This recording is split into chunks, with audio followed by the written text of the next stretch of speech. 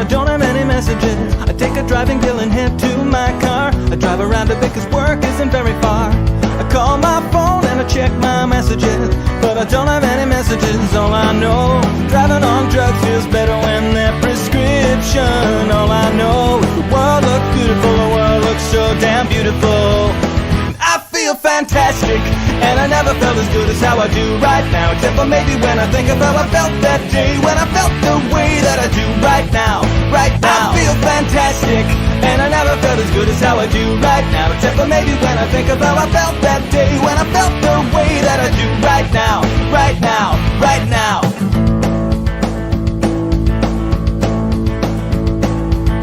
Work is anything but quiet these days. I try to mitigate my concentration haze.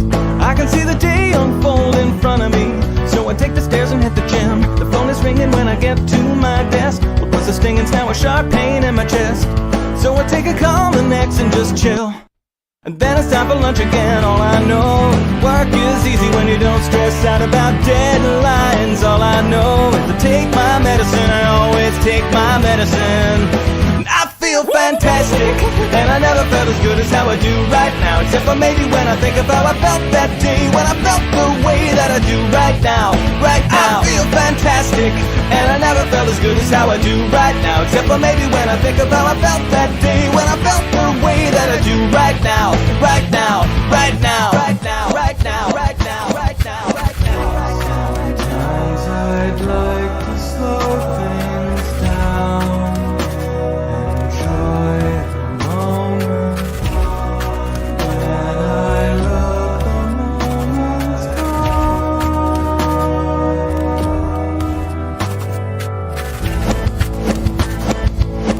Work is over, but I can't stay to work late. Gotta leave and get ready for my second date with a pretty girl and a man at the pharmacy. Writing the prescription line, I take a pill for my social anxiety. I get a table and a nice bottle of Chablis.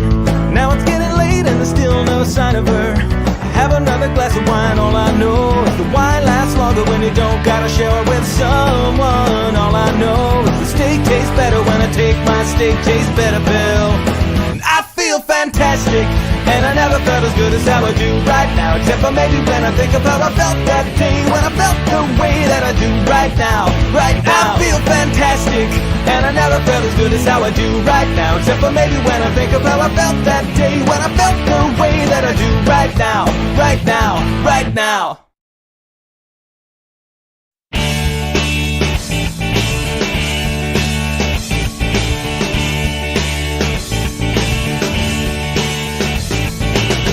Last week I left a note on Laura's desk. It said I love you, signed anonymous friend. Turns out she's smarter than I thought she was. She knows I wrote it, now the whole class does too. And I'm all alone during couples skate, when she skates by with some guy on her arm. But I know that I'll forget the look of pity in her face when I'm living in my solar dome on a platform in space. Cause it's gonna be the future soon. I won't always be this way, when the things that make me weak and strange get engineered away. It's gonna be the future soon. I've never seen it quite so clear. When my heart is breaking, I can close my eyes. It's already here.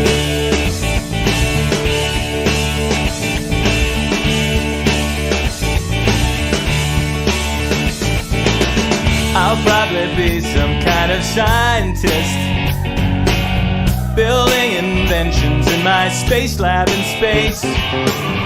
I'll end world hunger, I'll make dolphins speak, work through the daytime, spend my nights and weekends perfecting my warrior robot race, building them one laser gun at a time.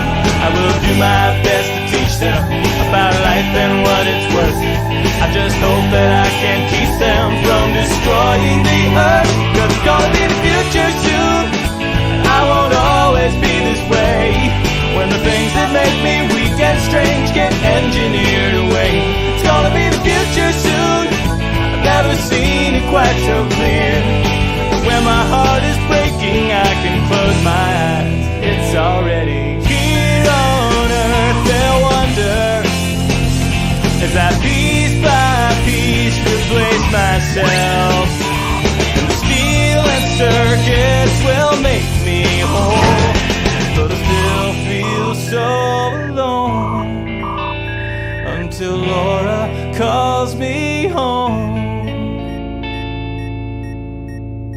I'll see her standing by the monorail. She'll look the same except for bionic eyes.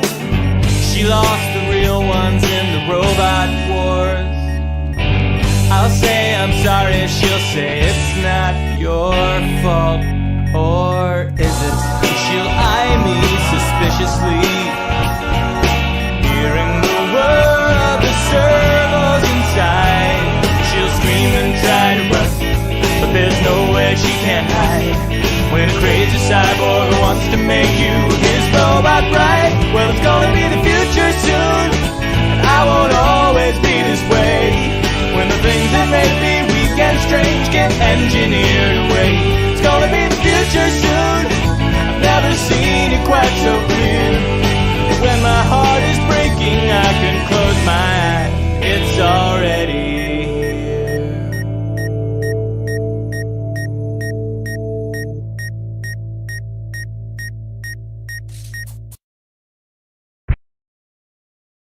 Code monkey, get up, get coffee.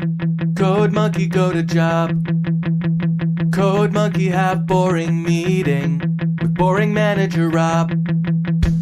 Rob say code monkey very diligent, but his output stink.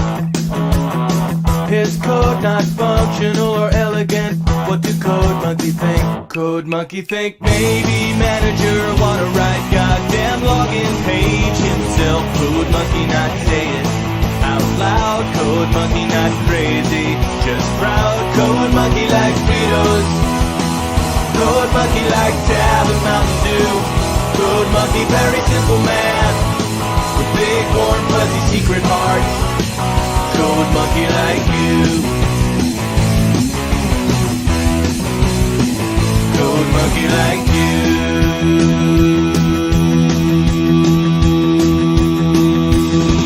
Code monkey hang around at front desk till your sweater look nice. Code monkey offer buy you soda, bring you cup, bring you ice. You say no thank you for the soda, cause soda make you fat. Anyway, you busy with the telephone, no time for chat. Code monkey have long walks back to cubicle. He sits down, pretend to work. Code monkey not thinking so straight. Code monkey not feeling so great. Code monkey like Fritos. Code monkey like Tab and Mountain Dew. Code monkey very simple man, big warm fuzzy secret heart. Code monkey like you. Code monkey like you. Lots.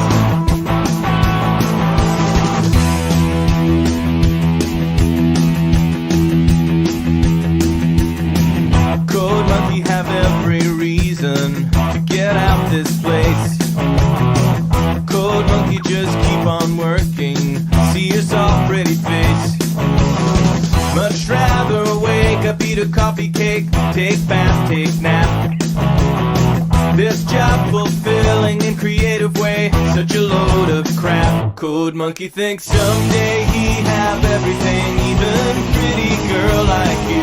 Code monkey just waiting for now. Code monkey says someday, somehow. Code monkey like Fritos. Code monkey like Tab and Mountain Dew. Code monkey very simple man, big warm fuzzy secret heart. Code monkey like you. Code monkey like you.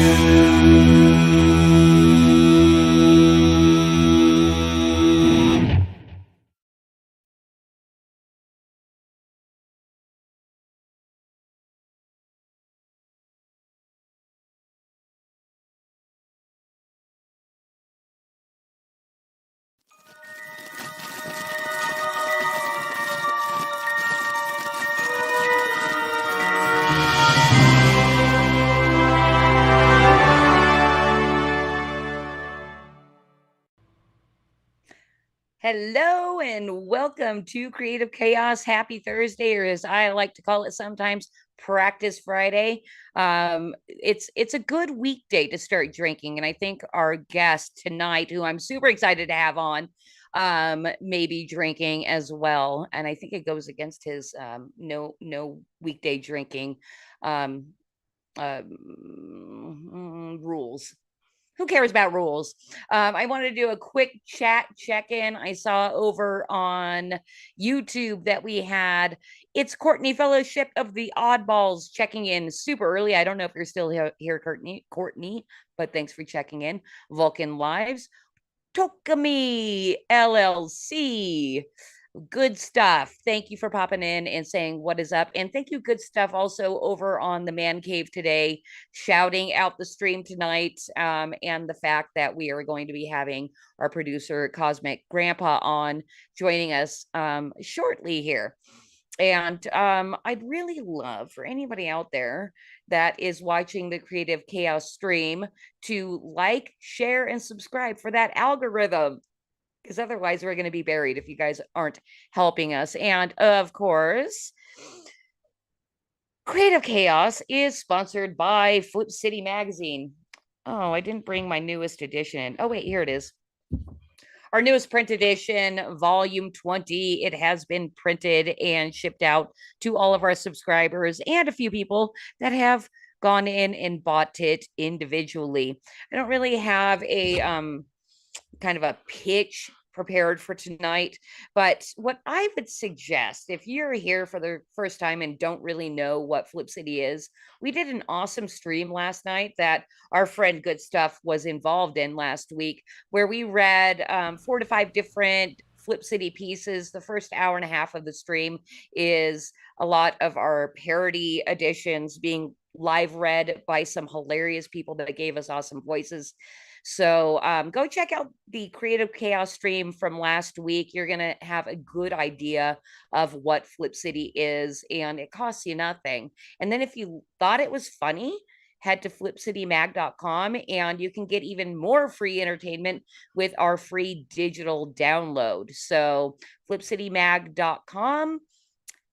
Check it out, laugh your ass off, come back and buy some magazines. We are an independent publisher that is publishing a bunch of stuff that are cultural overlords and the tyrants that want to tell us what to do and say would hate that we're actually putting out there in print. So flipcitymag.com, go check it out. And let's see, I skipped the show description, but that doesn't really matter. Normally I would bring in my sidekick Batman, but I'm assuming he is not here yet. But he did send some pictures of what he's doing this weekend, and it's kind of a memorial for a subscriber of Flip City. So, cause if you can bring the pictures that Batman sent over. So there is Batman and a couple of our friends. I know one of them is, I didn't write these down, but one of them is Salty Nuts over there on pilled.net. Likes to hang out over there. I don't know which one. And cause I don't know if you want to be the disembodied voice right now. Who's the other guy? Let me just take a sip. I had my mic muted there for a second. That is Subpack Vet, who has stopped over and said hi in this chat once in a while, I think.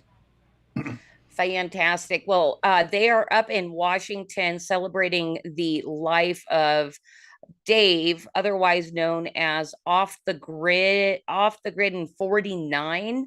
And I didn't know him that well, but he did see us one time streaming over on Pilled, and decided that for his Christmas gift from his mother, he was going to buy some back issues of Flip City and subscribe. And I believe his mother probably just received his last edition with the volume 20.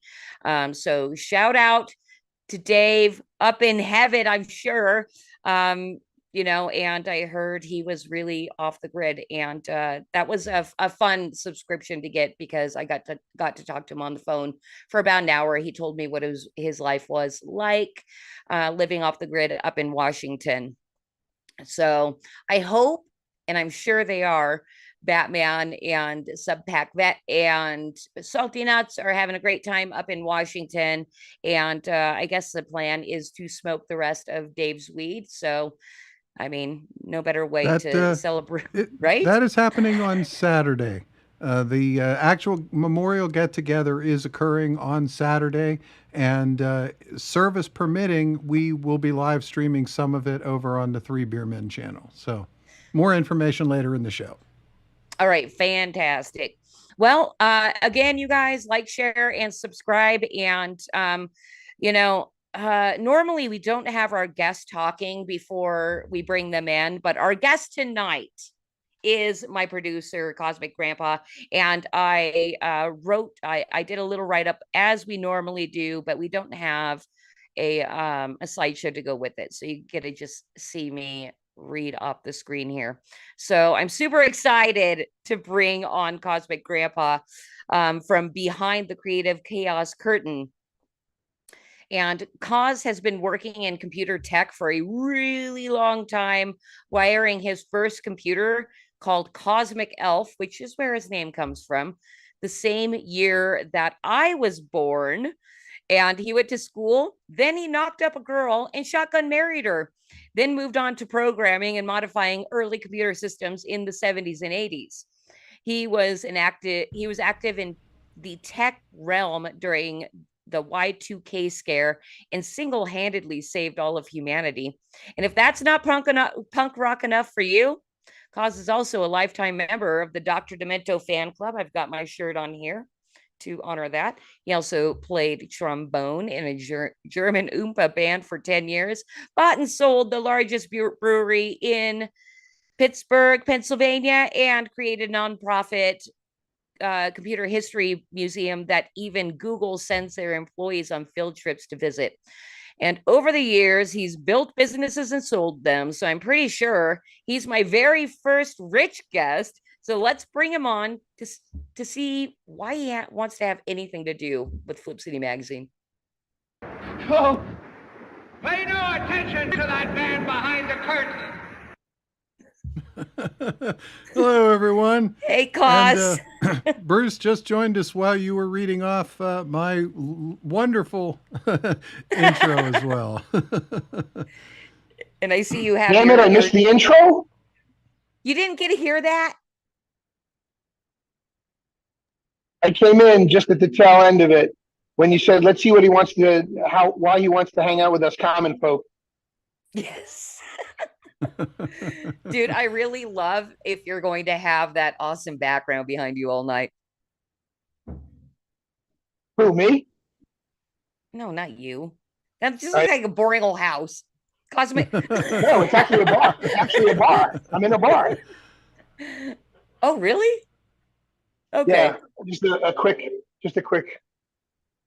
There's Subpack Vet and there's Creative Writer hanging out behind me. And then there's the bar in the way back. And then it's a really cool bar.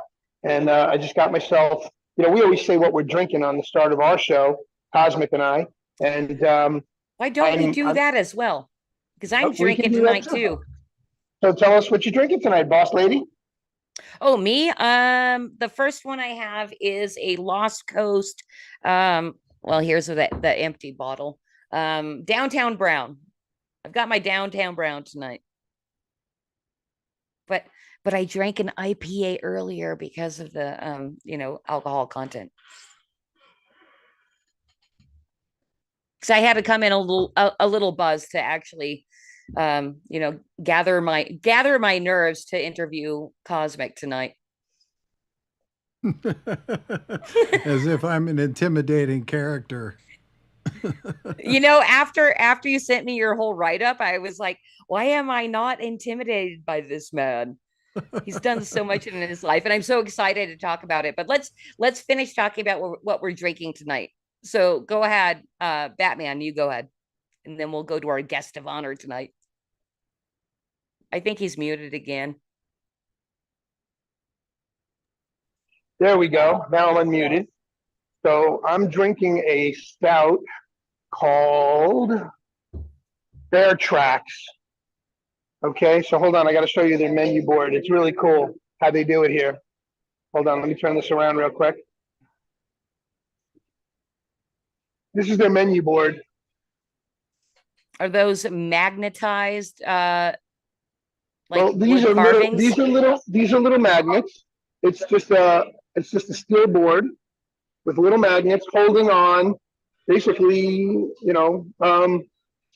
tabletop paper, and they just print on it, and they can change them out anytime they want. Each one's individual. So you've got Idaho Potato Beer, you got Nick Timber, which is the name of the place, Timber Brewery.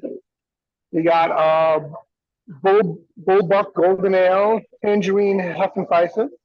You got a Crosscut, south of the border, a Mexican style lager. Just some of the stuff they've got here. But I got myself the Moose Tracks, which is the chocolate peanut butter coffee milk stout at 7% ABV. So, they have a porter. They have a Power Out Porter, which is only 5.3. I'll probably have to have that one next if I finish this one too easy. But it's a quaint little bar, and it shows the logging. I mean, this is a logging community. This is actually Idaho. We're not even in Spokane, Washington. That won't be until Saturday when we're over at Dave's place. But this is Idaho, and this is a historic logging town. And just the artwork here, this may have been one of their mills, but I mean, everything is old style wooden log, log-like effect. And then you got your old style chairs, Looks comfy and fun. I wish I was at a brewery right now. Well, next time you got to join us from one of your locations nearby. I think so. And I'm trying to turn my camera around. But we're not here for me tonight. We're here for COSMAC Grandpa. So let's get on with it and find out what he's drinking.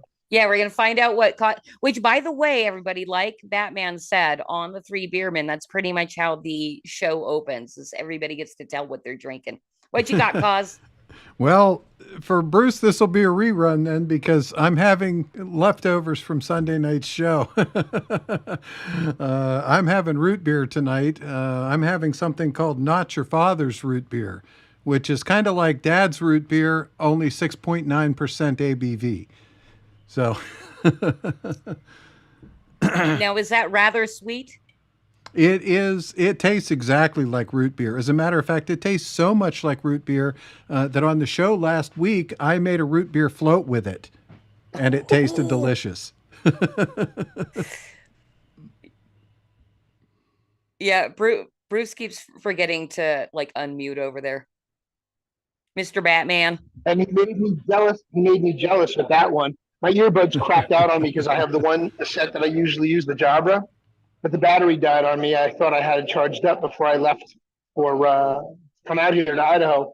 But unfortunately, it was not charged up. And so I had to steal Gary's Subpack Vets headset so I could be on the show tonight. So I'm going to mute out for a minute and let you guys start talking. But go ahead, COSMAC. Well, I haven't asked him any questions yet, but he did say that he was able to he's been able to make a root beer float out of that beer. Sounds dangerous. And so Cos, I kind of just had a very general opening question that wasn't really in your intro. So you've been a very busy guy throughout your life, but you retired early because, you were able to sell your businesses and all that cool stuff. Yeah. Start early, finish early. That's but hopefully you're not still really check out busy. early. Yeah. Well, I do try to keep busy. Yeah. But I do it at my leisure. If I had to classify myself into the categories of people, I fit into the slacker category, which is I do work hard, but I do what I want to do when I want to do it. Now, was that kind of a thing that you've done throughout your entire career? Like you were able to do that as well? I've been a slacker since probably school, elementary school. Are you one of those people that that didn't really pay much attention in school or study that much, but then cram and pass tests? Like, how was your your schooling experience in up through high school? Well, it was what you'd expect for a slacker, which is that my grades were medium, B's, C's, some A's in the subjects that I enjoyed. I aced all of the science. I C'd in math every single time. You know, So math wasn't a thing, but wow, that's interesting because I just kind of figured that would be part of you science and doing you would computers and all that. you would think, and I didn't realize how much math was a part of what I really enjoyed when I was young. What I really enjoyed was electronics. I discovered electronics literally in fourth grade. My fourth grade teacher introduced me to this introduction to electricity kit. And it started like with a battery and a light bulb and a couple of wires. And being able to take those things and put them together and make the light bulb come on was the light bulb for me, too. And I got really interested in electronics. And that's how I crossed over into computers. So a lot of people come into computers from math because you use computers to solve math problems. But I went the other way. I came into computers from the bottom up, from the electronics side of it. And that's why I built my first computer when I was still in junior high school. Right. And that was the cosmic elf because you had Yeah. written something else that you were wiring something else right before that. Well, yeah, even before that, our elementary school had a one teletype machine in the corner, and nobody knew how to use it, including the teacher. It wasn't there for us. It was there because the room used to be an administrative office, and they converted it into a classroom. And so there's this Okay. teletype off in the corner. Go ahead. Yeah, no, that is what I was curious about because I had a Google teletype to see what it looked like and and also to put it in the thumbnail tonight. What is a teletype? What was that even used for? Well, a teletype is like a typewriter. It's really just like a typewriter, although it doesn't look like it. It's got a keyboard and paper comes out of it. But what comes out on the paper isn't necessarily what you type in on the keyboard. What you type on the keyboard kind of goes out on a wire, and what comes back on a wire is what comes out on the paper. And the teletype machines were very, very popular in the 1960s. You'll see them in old 1960s movies where they're depicting newsrooms. Associated Press sent everything on teletypes. The Western Union, all of the telegrams were originally sent on teletypes. And then they would take the teletype feed and print it out, and was your telegram. Telegram. If you're thinking teletype versus telegram, and telegramming is pretty old freaking tech that was awesome. What in the when were people telegramming? Was that like the like 1820s ish? I think it was a little later, probably more like the 1880s, Okay. because the telegraph was, I think, 1850. That was mostly used by the railroads, but the telegram became a brilliant idea, a brilliant marketing idea, in fact, a byproduct of something they were already using for a completely different purpose. Kind of like the Right. Well, internet. yeah, I guess. And that's the thing too that I was curious. So you're working in computers to at least in my own mind since the like very very beginning. At what point did you see or kind of guess that we're at the point where we're at now with like basically computers, like super powerful computers in our pockets? Oh boy. having been as close to the evolution of the computer, I've kind of seen it. I never really predicted anything because I was right on the bleeding edge the whole time. Right. Playing with the newest stuff and getting into PCs when people were still mainframes were still the way to get things done. Getting into portable computers long before there was iPhones or portable phones or anything like that. And of course, that's why I run a computer museum, is because I've got all that rich history to draw on. I was there. I saw all that. Right. And I did because I wanted kind of this interview, like all the other interviews that I do, to be kind of a surprise for you. And I did ask for you to pull a few things, but I don't know what you have. But as far as a portable computer, that is something I'd love to see, like an early portable computer, what that would look like. Let me see if I can pull up a picture of the website here. I believe I can. Let me see. All right, that would so be here fantastic. is. Yeah, what is that? Okay, so this is some pictures from the large-scale museum. This is my floor of the museum, and if I can get to one of the racks here with portables on it. Oh my gosh, Cos, you know what's so There you funny go. because this is the first time I'm seeing what your museum looks like. It is way cleaner than I thought it would be. I'm just thinking of like I'm just like thinking of clutter. I know? will, a little later on That's here, I'll show hysterical. you a picture of what the museum looked like in 2006. And it looks Okay. exactly like what you are expecting it to look like.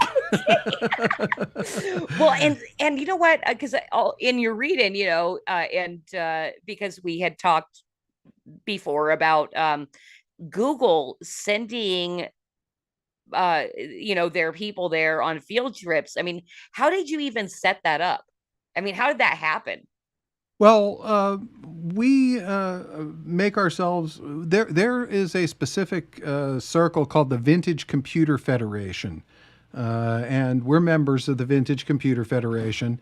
And so, if you're looking for more information on vintage computers, if you go out and on Google and you search for Vintage Computer Federation, you'll find the website and you'll find the group of people, and you can join the mailing lists. It's still pretty old fashioned. It's not there's not like a Telegram group for it or anything like that.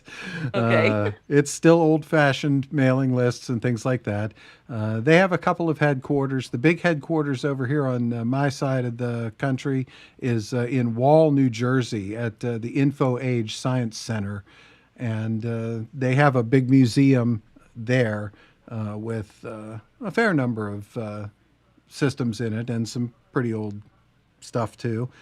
But bottom line, everybody in the Federation knows everybody else and will refer anybody in any area to anybody else. So if Google reached out to the Federation at some point and said, hey, we've got offices in downtown Pittsburgh, we'd like to schedule a meeting. Is there a museum somewhere near? And they would say, yeah, there's Large Scale System Museum is up in New Kensington, which is 20 minutes north of downtown Pittsburgh. So, reach out to these guys. Okay, so if any rando that happens to be watching this stream either now or later, what is the best way for them to be able to go visit your museum? Well, the main website is actually called Large Scale Systems Museum, and we've changed the web address since we got our nonprofit, our 501c3. So it's now the Museum of Applied Computer Technology. So the link to this site that you're seeing on the screen right here is simply mact.io.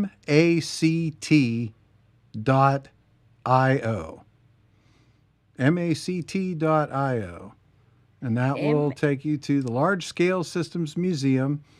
And from there, there's a contact us page right there, and you can reach out to us. There's also some information about the website on there, including great big giant opening message there saying LSSM is open to visitors, but our availability is poor due to limited staffing, particularly on weekdays when most of us are working our day jobs. Oh, That you know was what? aimed, And that was aimed at me, by the way, when they wrote that. why? Why was That was a it aimed at jab. you? That was a jab at me because I don't have a day job. Okay, yeah, that's hilarious because that was something else that you told me about that I just found very, very fascinating was that you have volunteer docents because this is a 501c3, so it's a nonprofit. Mhm. And the first thing that I thought of, and you said it's pretty much true, that you have these volunteer docents because it's just computer geeks wanting to geek out on old stuff. I'd love to hear more about your docents. Oh gosh, we've got a number of regulars that are really great guys. Some of them are guys who were in the computer industry long before I was.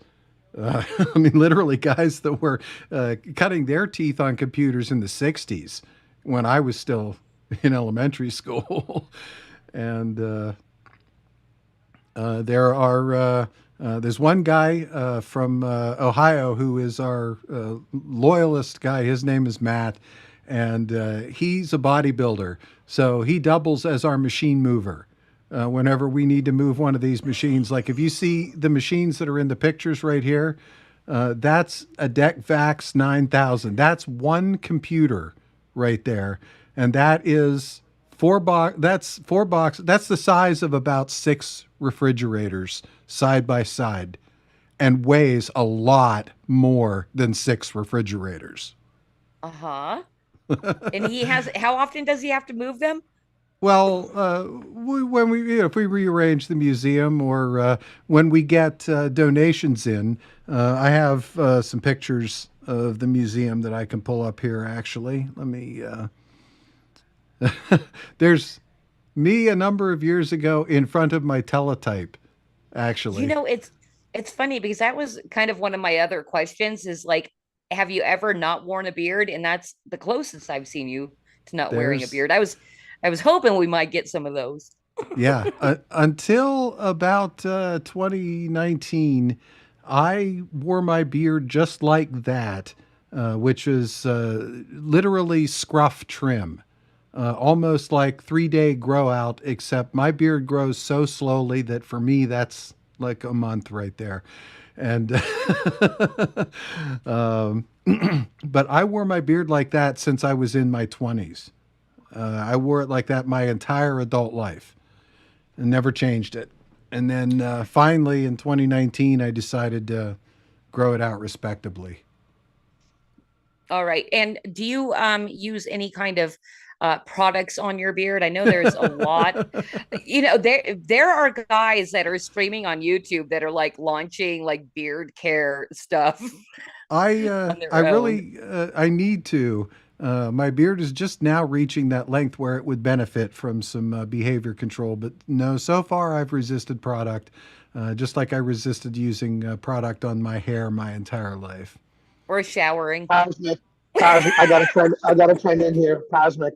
Yeah, We need to do a show on beard and mustache care, and I we was need going to to create say our own product. we have And we that. need to create our own product line. We Yeah, have we need that to on the create our own list. product line. Absolutely, Yes. with Yeah, Bruce's we need to create our mustache. own product line. That's right. That's right. You're still curling up those handlebars. Yeah, I Exactly. feel like there's probably, I'm sorry, do you guys have like an inside line that you guys are just gonna put your Three Beermen brand on? Because I Three feel like beard, that's what's three beard Three men. Beardmen. Yeah. No, we've got to get Norman on this too, because Norm's got a beard also. Norm's got a beard So it would too. be the Yep. three. So it would be the 3 beard men, and Hawk's got a beard too. So it would be the 3 beard men's beard, And a beard balm, bird. beard wash, beard bird wash, and all. Create a wash, create a balm, create a butter, and create a stiffener, a forming gel or a forming pomade. That's it. We need 4 products, and that's it. That's our market. Nice. We Well, got hey, this. Hey, Cos, and I know you're going to tell us more, but I just have to say from chat that Tokami LLC is asking, do you have any trash 80s TRX 80? I don't, and that's like foreign language to me. I don't know if there are any TRS 80s that I don't have. I not only have the 1, 3, and the 4 and all the color computers, but I have the entire Model 2 line as well, which almost nobody knows about because those were business machines. They were never sold to home. One of my first part-time jobs was programming on a TRS 80 at a lumber yard in the 1980s.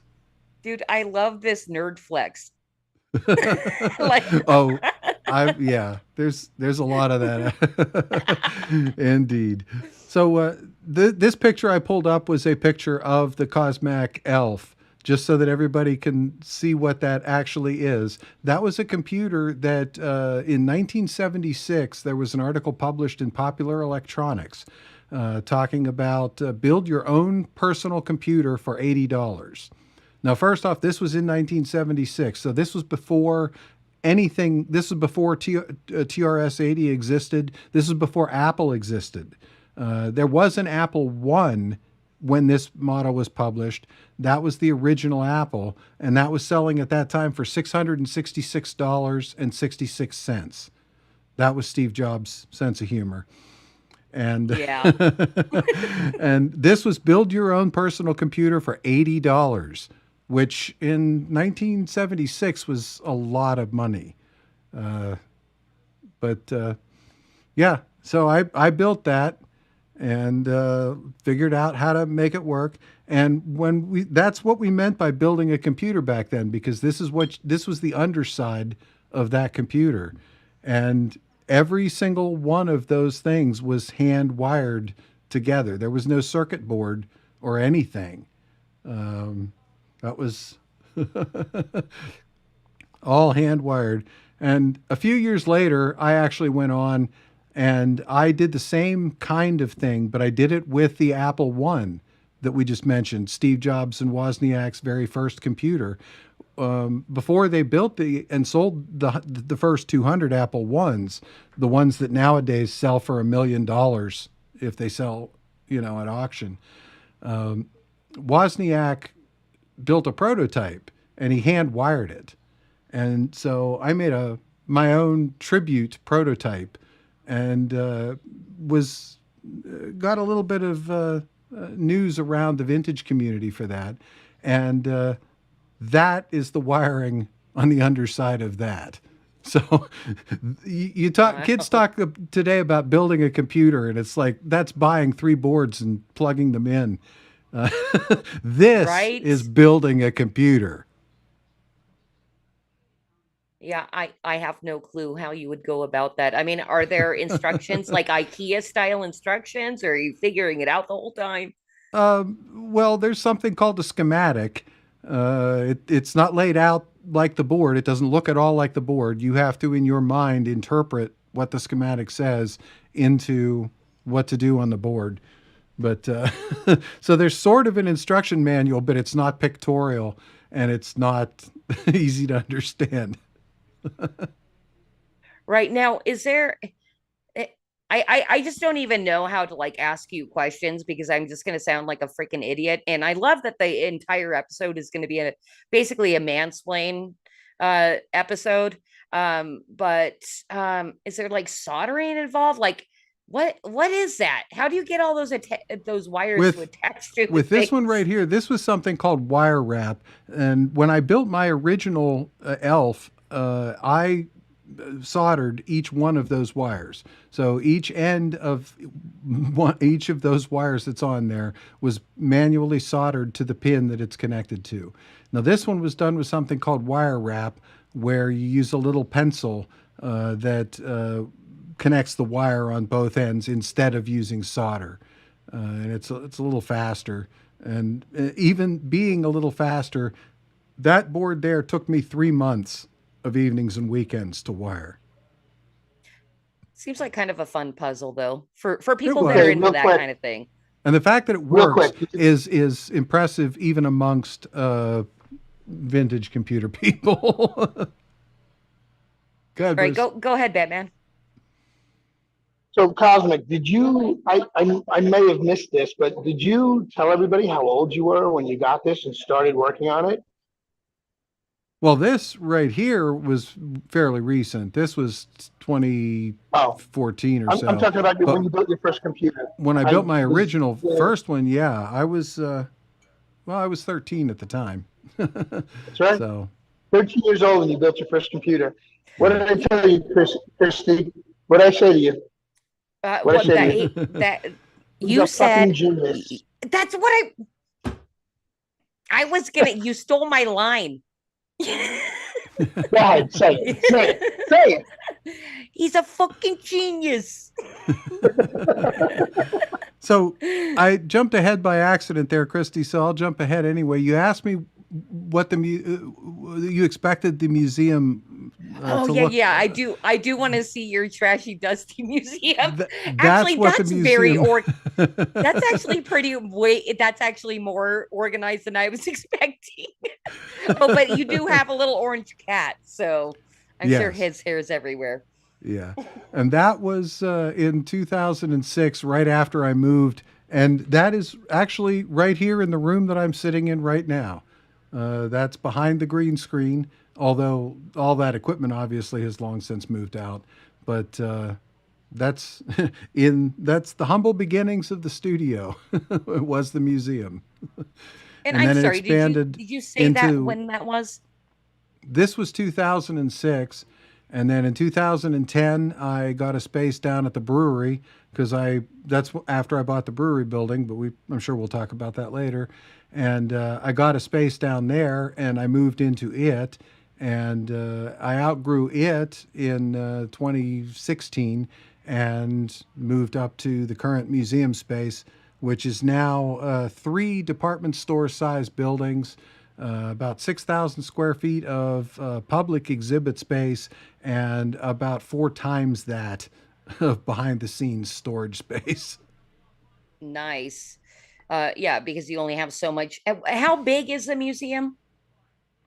The museum is 3 floors, about 2,000 square feet a floor. So And are you kind of regularly like switching stuff out, or is yeah, it we pretty have okay? to. Yeah, we have to. That's we've got way too much stuff to fit in the museum all at once. Now, do you have regular visitors that you kind of know by name, or how's that well, kind of work? other people from the vintage computer community will certainly come in and stop by. Well, and that's the other thing too. I was kind of wondering about. So you say you're a slacker. I know you drink, and I know you imbibe other things. Is that Indeed. kind of typical in the industry that you're working in? I would say that there are certainly a lot of programmers that I've met throughout the years that have enjoyed their substances. And there are a lot of other programmers that I've known that are beer aficionados, several that are brewers, home brewers as well. So yeah, I would say it's probably more along the lines of the same typical level of proclivity as the general public. Right. We're not any more or less inclined. Yeah. So it's not like you guys are a bunch of rock stars like going out on tours. Or potheeds. Yes, exactly. As they used to say. Potheeds? That's what I they don't used to know what say on that- The Simpsons. No, I Homer don't know if I've Simpson ever. read the word pothead, potheed. You never saw that? At least I may have, but I probably do not have the memory of you. So, yeah, it's been many, many, many years. However, since I've watched the Simpsons, That they've is disappointed something me. that has allowed me to be a slacker, is that my memory is impeccable for things that I want to remember or things that I enjoy. I can remember very, very clear memories still from high school, junior high school, things like that. I can remember things that I learned back then and haven't really used. It's not things I use every day, but I have that kind of a memory that will recall things and in very specifically. Yeah, and you know what? I think we're gonna segue out of the computer thing because your whole memory thing, I believe you're probably you remember a lot of comedy music because you're a giant Dr. Demento fan, which is why I wore my Dr. Demento shirt tonight. And also a musician of your own right. Yep. There's I've the got my man in the pin. top hat. Yeah. So how did you get into Dr. Demento and why? I found Dr. Demento on the radio, on the AM radio in the 1970s. The original why I was listening to AM radio at 1 o'clock or midnight on Sunday night, which was a school night, and I wasn't supposed to be up listening to AM radio, is probably because I was up smoking a joint. Which I started very early on, and in high school I would stay up. I had to stay up until after I was sure my parents were asleep, and then once I was sure they were asleep, then I could crack the window and Later sounds fun. Later on, I even built myself a little miniature television out of parts that came out of an old studio VCR that had a monitor in it. But I built myself a little miniature 3-inch television just so that I could stay up and watch The Late Show and, smoke after my parents went to bed. Because I couldn't get down and use the TV in the living room, obviously. Oh my God! Now, were you able to win girls that way? Did they come in through your window to watch your 3-inch tits? Girls and I were, obviously something of a thing from the intro you read, but yes. Not much like you would expect any nerds, social life to be. Yeah. So do it, Batman. I have a question for Cosmic. Who's your favorite late night talk show host? It was Carson. I laughed my ass off, and maybe it was the weed, but I laughed my ass off to Carson. I was straight during the same era because we're the same age, but I laughed my ass off at Carson too, and I was straight until I was in college. Now I was a musclehead, so I didn't start until later in life. Now, because you guys are the same age and we're both way into Carson, has basically every late night host been a disappointment since? The only one who I've liked since Johnny Carson, was early David Letterman. Yep. That's what I was going to say. Same here. Early Letterman. Early David Letterman when he was before Worldwide Pants, before any of that shit. When he was just starting out, David Letterman was fucking hysterical. And I like David Letterman for one other reason, and I want to hear Cosmic's reasoning. I'm a huge Warren Zevon fan. You know who Warren Zevon is? I don't know who he is, no. You're going to have to do your research. I'm not telling you. Okay, that's not fine. Tonight. This is not my show. This is Cosmic's show. That's fine. I'll look. I do take notes during the show, by the way. Okay. David Letterman was a huge fan, was literally a fanboy of Warren Zevon, and Warren Zevon and him connected in such another way. He used to fill in as the music director for Paul Simon when Paul Schaefer. When Paul Schaefer would go on vacation, Warren Zevon would fill in for him. Like they had an open contract with him. It was amazing. And Warren Zevon is such an underrated musician that David Letterman likes the same guy I like. I found that even more intriguing. So that even his later shows that I really didn't like, I tended to actually just listen to him just because we had that mutual bond of Warren Zevon. But I digress. This is Cosmic's turn. Go ahead. What was your favorite parts of Letterman. I filled in that last word for you, Cos. Mostly the skit pieces, to be honest, and the monologue. The monologues were always my favorite for both Carson and Letterman. But Letterman's skit pieces were good. Carson had some good ones and some sketchy ones or iffy ones, whatever you want to call it. Although I am about to do a Carson tribute here on one of these shows coming up. I've been meaning to do it for a long time since I'm a hat guy. And one of the hats I would love to do that with you. One of the hats that I have not done yet is Karnak the Magnificent.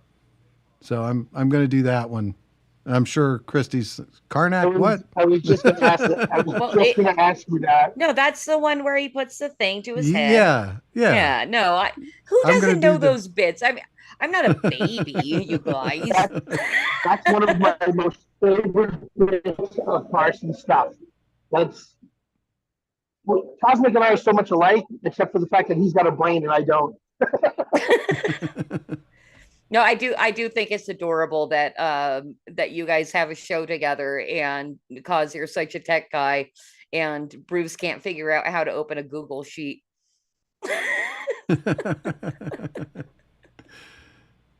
Even though you send him a link, he's like, "How do I do this?" That's how I got pulled into doing the show. These guys needed a tech guy, and I just happened to be lucky enough to also be in the beer business at the time. Well, I do want to get back to talking about Dr. Demento, because I find him to be such a fascinating character, because, and I don't know if you would categorize him as being like a B-list or C-list celebrity, especially in today's day and age. I mean, I think maybe, bump down to C, just because, we're dealing with Taylor Swift and all that BS. But like Dr. Demento, I believe, and this was a recurring theme while we were doing that documentary about him, is that I believe he truly saved lives of that teenage angst back in the day. It was like a release. I don't know if that was why you were listening to him or anything, but he was maybe fantastic. It was, and I didn't know it. I've never really psychoanalyzed myself in that way, but maybe that's why I enjoyed it so much, is because I was your typical worse than typical. I was your typical nerdy, angsty teenager. And so maybe that was, that's once a week was my release. And yes, I am still a card carrying member of the Demento Society. So that was my Demento card. Yes, very nice. And as I always do, I always forget something at the beginning of the show. COSMAC GRANDPA was the one that chose our opening band for this week, and that was Jonathan Colton, who is fantastic and very fun, just kind of uplifting, great comedy music. So thank you, Cos, for choosing Jonathan to open the show tonight. And of course, I was introduced to Jonathan Colton on the Dr. Demento show. The first song that I ever heard of Jonathan Colton's was on the Dr. Demento show, and it was called "Baby Got Back." And it's one of his more popular songs. And I became a huge Jonathan Colton fan, and I ended up with all of his albums, and really enjoy it. And I am part of his fan club. I'm on his mailing list. I have been invited to go on his cruise. I'm sure many people have, but unfortunately, unlike some of us here, I've never met him in person. I guess I just got lucky meeting him in person. Gosh, in 10 years ago now. But yeah, Jonathan Colton, he was pretty cool to hang out with at MarsCon. And that was the first and only con I've ever been to. I look forward to going to more. Well, hey, Cos, I know this entire thing has been a mansplain episode, but I have a very specific question for you. So let's go ahead and head into mansplain, and you can mansplain to me more. All right. So, given that my first wife called integrated circuits centipedes, and she also called my first workshop the Bat Cave. Of course, that was long before I knew Bruce. I can mansplain pretty good. Yeah. So ask away. Okay, cool. Good. You've had two wives by this time in your life. So, I was curious because I lived through this, but I was never one of the people that like got super scared. But what exactly was Y2K? Why was everybody scared? And tell me how you single-handedly saved humanity from it. Well, oh boy, yeah. Well, Y2K basically happened because of a bunch of lazy programmers and cheap accounting people who didn't want to pay for 2 extra bytes of memory to hold every date. So basically they just figured we never have to worry about it anyway, so we'll just eliminate the 19 out of all of the dates. So up until the early 1990s, pretty much all computers just stored dates as MMDDYY with no other YY. Oh my gosh. Why bother? You know, it was 2 extra digits. They weren't going to change anytime soon anyway. At least that's how we felt in the 60s and 70s and 80s. You know, I was coding in the 80s and 90s, and I was actually working on equipment that became obsolete on January 1st, 2000, because of that very reason. The company I was working for actually got sold, and that was my opportunity to go start my own company, actually. Y2K was my impetus. So instead of ruining my world, it started my world over. But yeah, the fear was that computers were all of a sudden going to decide that 0 minus 99 was either 1 or it was some incomprehensible thing. But either way, as soon as it tried to figure out the difference between December 31st, 99 and January 1st, 00, all of a sudden it thought 100 years had passed or unpassed. But why would that even matter? Well, picture, for example, a computer that controls the electrical grid and is designed to switch over from the main system to the backup system every night at midnight. And all of a sudden, it thinks that it's not this year anymore. And it decides, well, I'm not going to do that. And all the power goes off. That's what everybody thought was going to happen. Or airplanes, the clocks that kept the airplanes in sync with each other would not know what time it was anymore. And just planes would start crashing into each other or falling out of the air or stuff like that. A lot of it was ridiculous hysteria. Yeah, and while you're kind of going through this and, doing what you do, how much of it to you, like, were you watching, I'm sure you were watching the news and all that, like, in your own mind, like, how much of it was fear mongering, if you had to put it like a percentage on it? Well, I would say that as somebody who was right there in the thick of it, midnight that night, I was still crossing my fingers and kind of clutching, my toes just a little bit. And lo and behold, in the apartment complex we were at, 3 seconds after midnight on January 1st, 2000, the power went off. Really? It did. Oh my. And I thought, oh boy, here it comes. The world's coming apart. And about 5 seconds later, it came back on. So I don't know. I think maybe the supervisor or superintendent at the apartment complex we were living at the time maybe decided to prank the the complex or something like that. I don't know. Or maybe the local electrical guy did it. I don't know. But That's hilarious because the heartthrob is kind of a fun and exhilarating thing, especially if it only lasts 5 seconds. yeah. But as somebody at the time, I was working on billing systems, and yeah, I was a little bit worried that some of our bodge fixes wouldn't necessarily work. And the next time somebody went to run bills, it would start telling people that their accounts were 100 years delinquent, and start charging them 100-year interest charges, and things like that. It would have made a big mess in the Yeah. banking industry and in a lot of places. So there was a whole lot of scrambling that went on. The thing that amazed me is that how late everybody waited. I mean, we knew Y2K was coming, but the real press to start fixing Y2K didn't really start until 1995. And I don't understand why that was. I have a That's still 5 speculation on years. that, actually, if I may. Yeah. So Do it. COSMAC, it sparked an idea in my head, wondering what else was going on at that time politically in the country, because we weren't tuned into what was going on in the White House or the Capitol or any of that shit. I'm just real curious to remember what was going on in 89, 90, 91.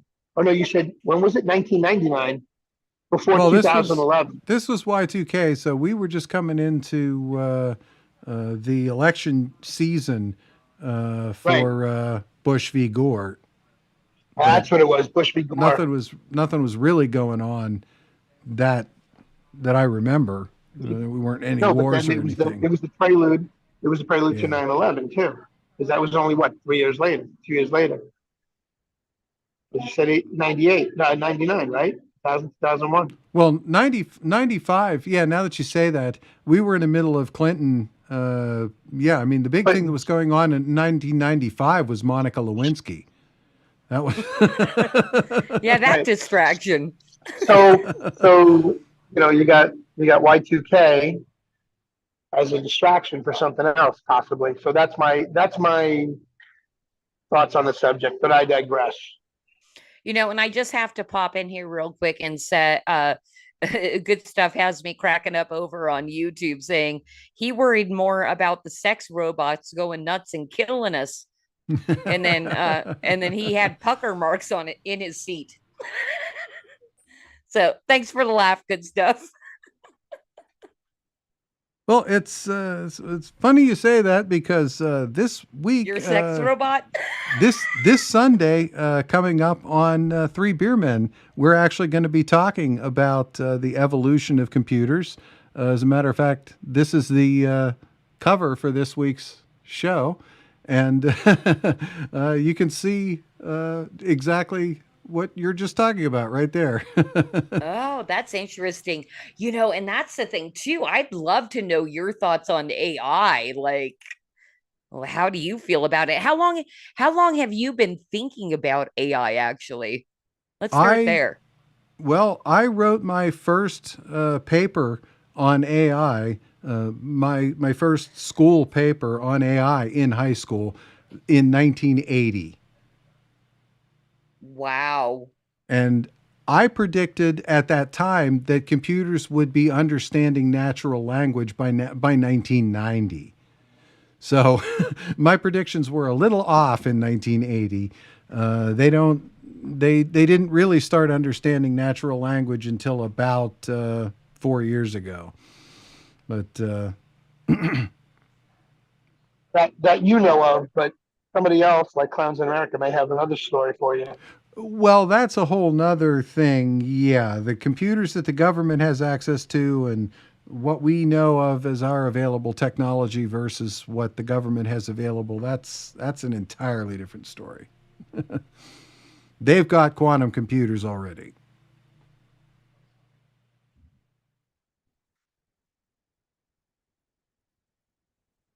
Wow. You're Hey, up, Christy. it You're up. got super quiet. It's like I have to pay attention or something around here. Well, I can't just blabber on and on and on and on. I gotta No, let the I host- was kind of like I super underprepared.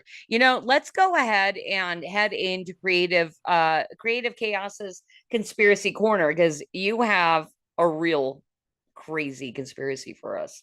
I All like right. seeing behind this curtain here. On that note, all Let's right. let's push these buttons. I wanna live with a conspiracy girl. I could be prepping the rest of my life with a conspiracy girl. Those weren't aliens.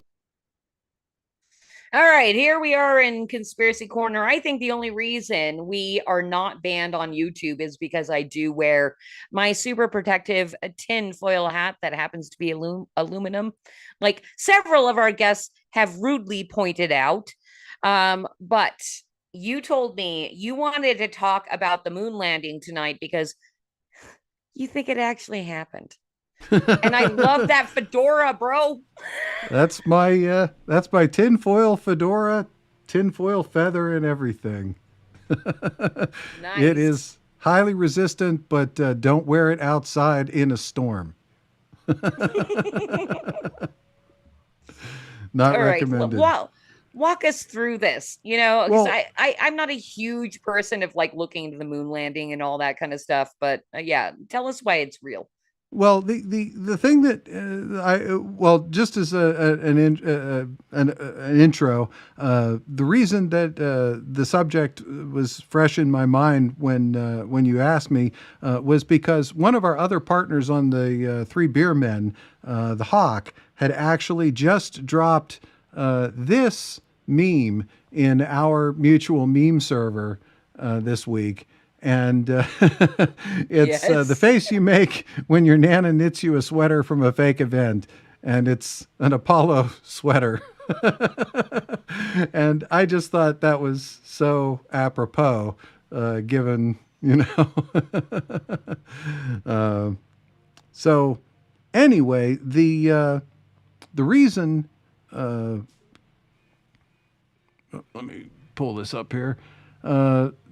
I've been studying the technology pretty much all my life, and the anecdote that I wanted to bring forward was a fellow by the name of Curious Mark. He has a YouTube channel, and it's a channel that only geeks can love. But Mark is a real hardcore geek. He makes me look like Bruce in terms of technological scale. He Okay. is to me what I am to Bruce in terms of orders of magnitude of technology. And one of his recent series from last year was actually a 30-part series that takes over 60 hours to watch in total, which was the restoration of this computer right here, which is an original Apollo guidance computer that was used to land the Apollo on the moon. And he made some pretty big news for that, actually, some national news for actually managing to get it to run. After 50 years, he actually managed to get an Apollo guidance computer to run again. And they went through all the software and everything that it did, and all of the routines that were in there. And I just cannot, for the life of me, imagine all of that work for something. If that box was just for show anyway, it could have been empty.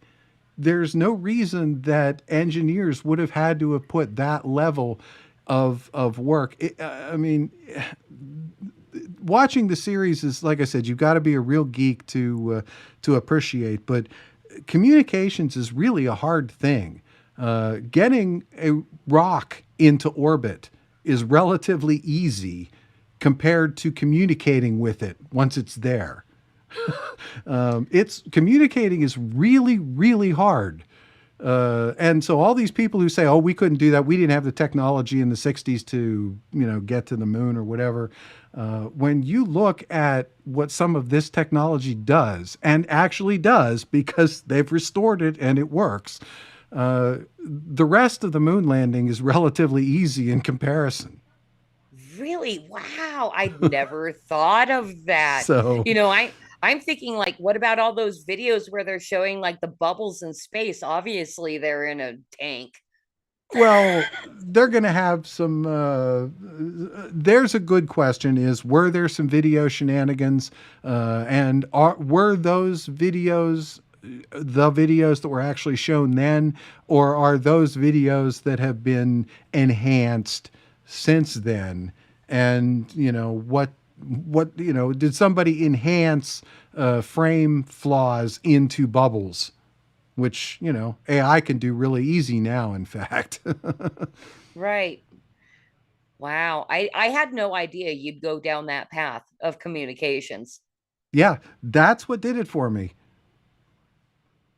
Yeah. Now, before that, were you questioning and then just kind of did research and then you came across that? I mean, Well, no, I when in 1969 I had my first Time Life book of space.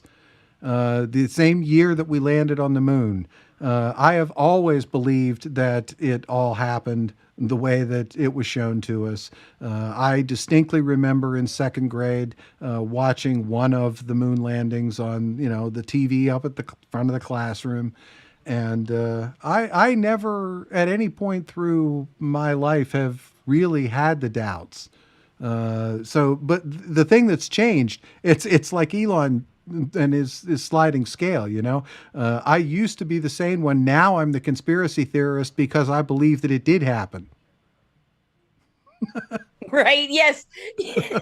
and when, see, my tinfoil hat fell off. So, you must be correct, and I thought that was hilarious when you said, okay, I want to do Conspiracy Corner and do the moon landing because I think it's real. And I'm like, all right, I see where you're going. Indeed. Well, I'm going to mute my camera for a second because my hairline wishes to remain anonymous. But there we go. Is that why you have? Okay, let's talk about your wall of hats. 'Cause I don't know much about your wall of hats. Real quick, I do just want to wrap up Conspiracy Corner by saying, of course, the best part of being a conspiracy theorist, don't you? It's not having myocarditis. Hey-o! Ouch! My heart. All right. So. Okay, I'm actually kind of irritated that you have never done the ka-ching on Creative Chaos ever before tonight. So now just know I'm waiting for the drum cymbal in the future. We'll need a rim shot. Yeah. All right. All right, cool. Hey, so I actually did not prepare any kind of final segment tonight, which is normally the Flip City branded because you're obviously quite branded. If you have anything that we have in the stack, we can do any kind of read, or we're just gonna sit back and chit chat till we're all tired of each other. No, I was actually just hoping that the reason why you didn't put a reading on was because you know how terrible I am at readings. So, well, there was that too. I was like, no, I'm not going to put him through that stress tonight. As host, it's your job to make me, the guest, look good, right? So exactly. It was funny because I was like, oh, should I torture him and make him play Mangina terribly? And I was like, no, I'm not going to do that. No, but actually it really was more like Cause is 100% branded already. So we don't need to do a branding tonight. Same thing with you, Batman, Mr. Quiet over there, Mr. Muted. Oh, I didn't want to step on anybody's toes. I was trying to be good about it. But if we're going to carry on, and I don't mind carrying on because we're sitting here and I've still got a pint sitting here next to me of the porter. I need to take a gaping Zard. So if we got some music to do as an intermission, if you got the commercial, you want to run the commercial again, I do need to step away for a gaping That's Zard. our stick, Bruce. If you need to step away, you can You can always step away. Right. But I don't want to miss the closing. So if we're going to carry on, I want to know we're Oh carrying yeah. on. Otherwise, I'll I just keep doing the pee-pee dance underneath the table. I don't think we're going anywhere because I have many more questions that All we right, so I'm didn't. going to take the headset off, and I'm going to mute myself, and I'm going to just leave the camera, the still frame on, and I'll be back. Bye. Bye, Batman. Okay. I seriously am super curious about your trombone playing. Oh, that's funny. I was just thinking about that myself. My Were you really? yeah, as a topic that we hadn't covered. The reason I play trombone is because I lack the coordination to operate a three-fingered instrument like a trumpet or a tuba, let alone anything that requires 10 fingers at a time, like a saxophone or a piano. I'm a saxophone player, so Yeah, exactly. oh But you god. can And use then all 10 fingers. yeah, I can use all 10 fingers and the whole reed embouchure as well as a thing and a half. So when did you start playing trombone? Fourth grade. Okay.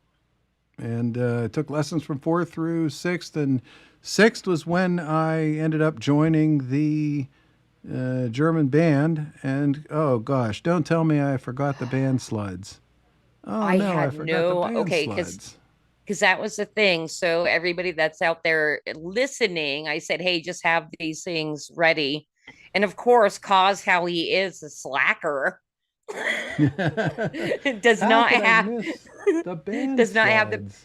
does not have the band slides because I was very curious whether when you were playing in the Oompa band, and take your time, go find them. I'll talk crap about you while you're looking for them.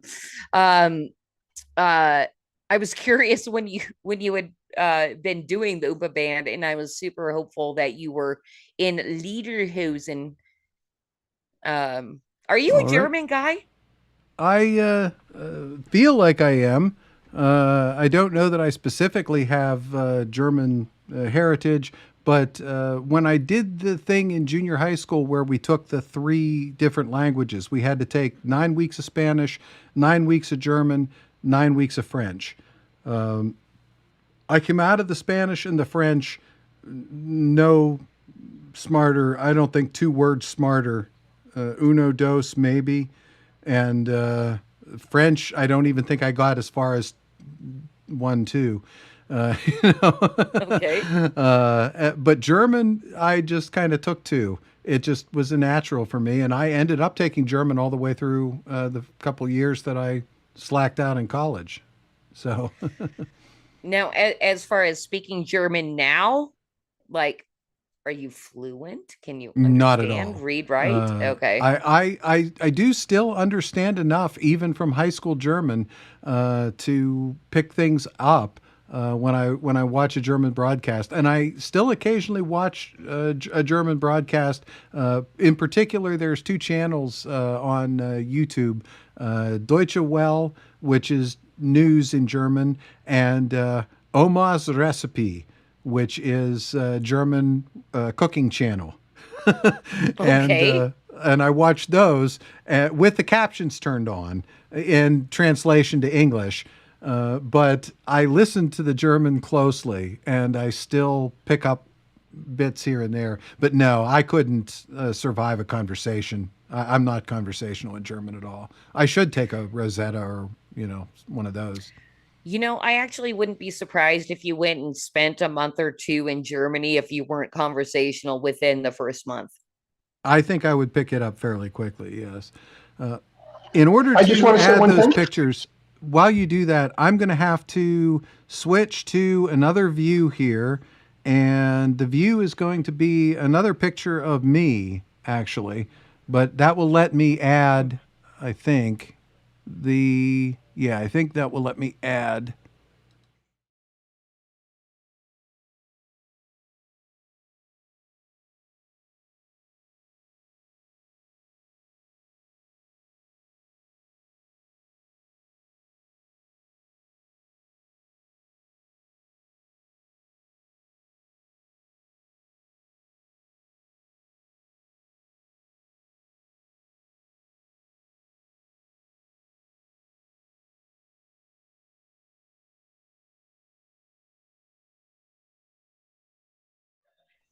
Is this Yeah, your dental friends is German. family? I got to ask about this question. Is this your family cause? While you're This looking for is your picture? this is a picture that we took to send in. There's another channel here on the Pilled and the Foxhole, and on YouTube and Rumble as well, called Zoso Dudes, Zoso Dude 77, Zoso Dude's Mystery Ship, and he actually gives these T-shirts away. And all he asks in return is that you send him a picture of you wearing his shirt. That's Zoso Dude's always giving stuff away. Oh yeah, yeah. He's so. This was myself and my daughter and my granddaughter, all So sweet. wearing. My daughter and I are both wearing shirts that Zoso Dude sent, and what I did is I cloned my Zoso Dude shirt in an extra small, so that we had one for my granddaughter. So. Oh, that's nice. Hey, and while you're still looking for that, let's talk about your family real quick, because I did briefly mention that you knocked somebody up, and then that did not quite work out for you, and then you got remarried. So is that your first daughter? That was my daughter. That was my first, and yeah, she's gosh, what, 43 now, and I have a son that came less than 2 years later, literally 18 months later. And yeah, he just recently turned 41. Nice. Now, are either of them like tech handy or anything like that, or have they taken their own? Both of them not only took after their dad, but for most of my career, both of them worked for their dad. First at the computer company that I founded in Y2K. By 2004 or 5 or so, we had both of them on the payroll. My son was a hardware technician, and that's actually what he went to college for. He went to school to learn to repair computers. And my daughter just was self-taught programmer like me, and she was our reports expert, so she could make crystal reports do amazing things. And yeah, so they both went that route. And when I sold the tech company, they actually both ended up following me to the beer company. Oh, and they really? they both worked at Penn Brew. My daughter just recently left there, but my son is still warehouse manager down there. So. Well, and that's another thing. So it looks to me like you were not able to find the picture of you back in, I think you said 6th grade. I did. Oh, you did. Well, let's take a look. Let me get her up here. All right. So this was a picture of the German band that I was in. And here is the picture with me in it. I'm the short guy in the middle there. Are you still a short guy? No, I'm 5'11". Okay. I mean, I'm not tall. I'm not like 6, but that's above average. Yeah, I'm how old are 5'11". you in that picture? Tall enough. I would have to guess,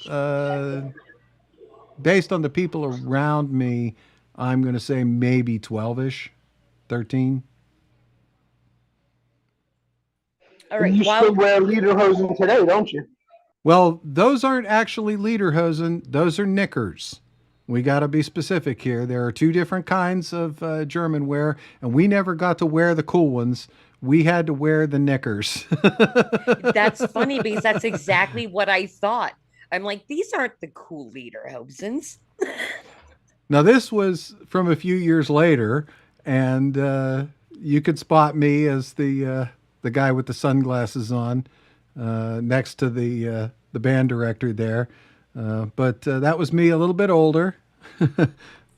Oh, that's closer. It is closer up. So that's, when you had it out just a tiny bit further, it looked like you all were wearing tinfoil hats.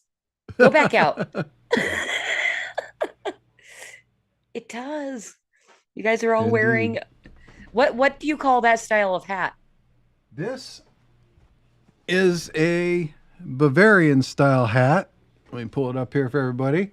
So this is, this is your Bavarian style German field hat. Looks like a Swiss Alps hat that you'll find Alpen on a hat. sheep herder with Pretty the much. Newfoundlands or the Yeah.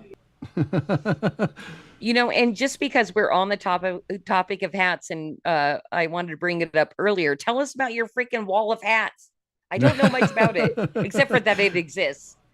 Well, right now it's not a wall of hats; it's a stack of hats. I'm in the process of reorganizing, but I don't have an exact count, but I did do a quick tally before the show, and there are more than 50 hats right here in the studio.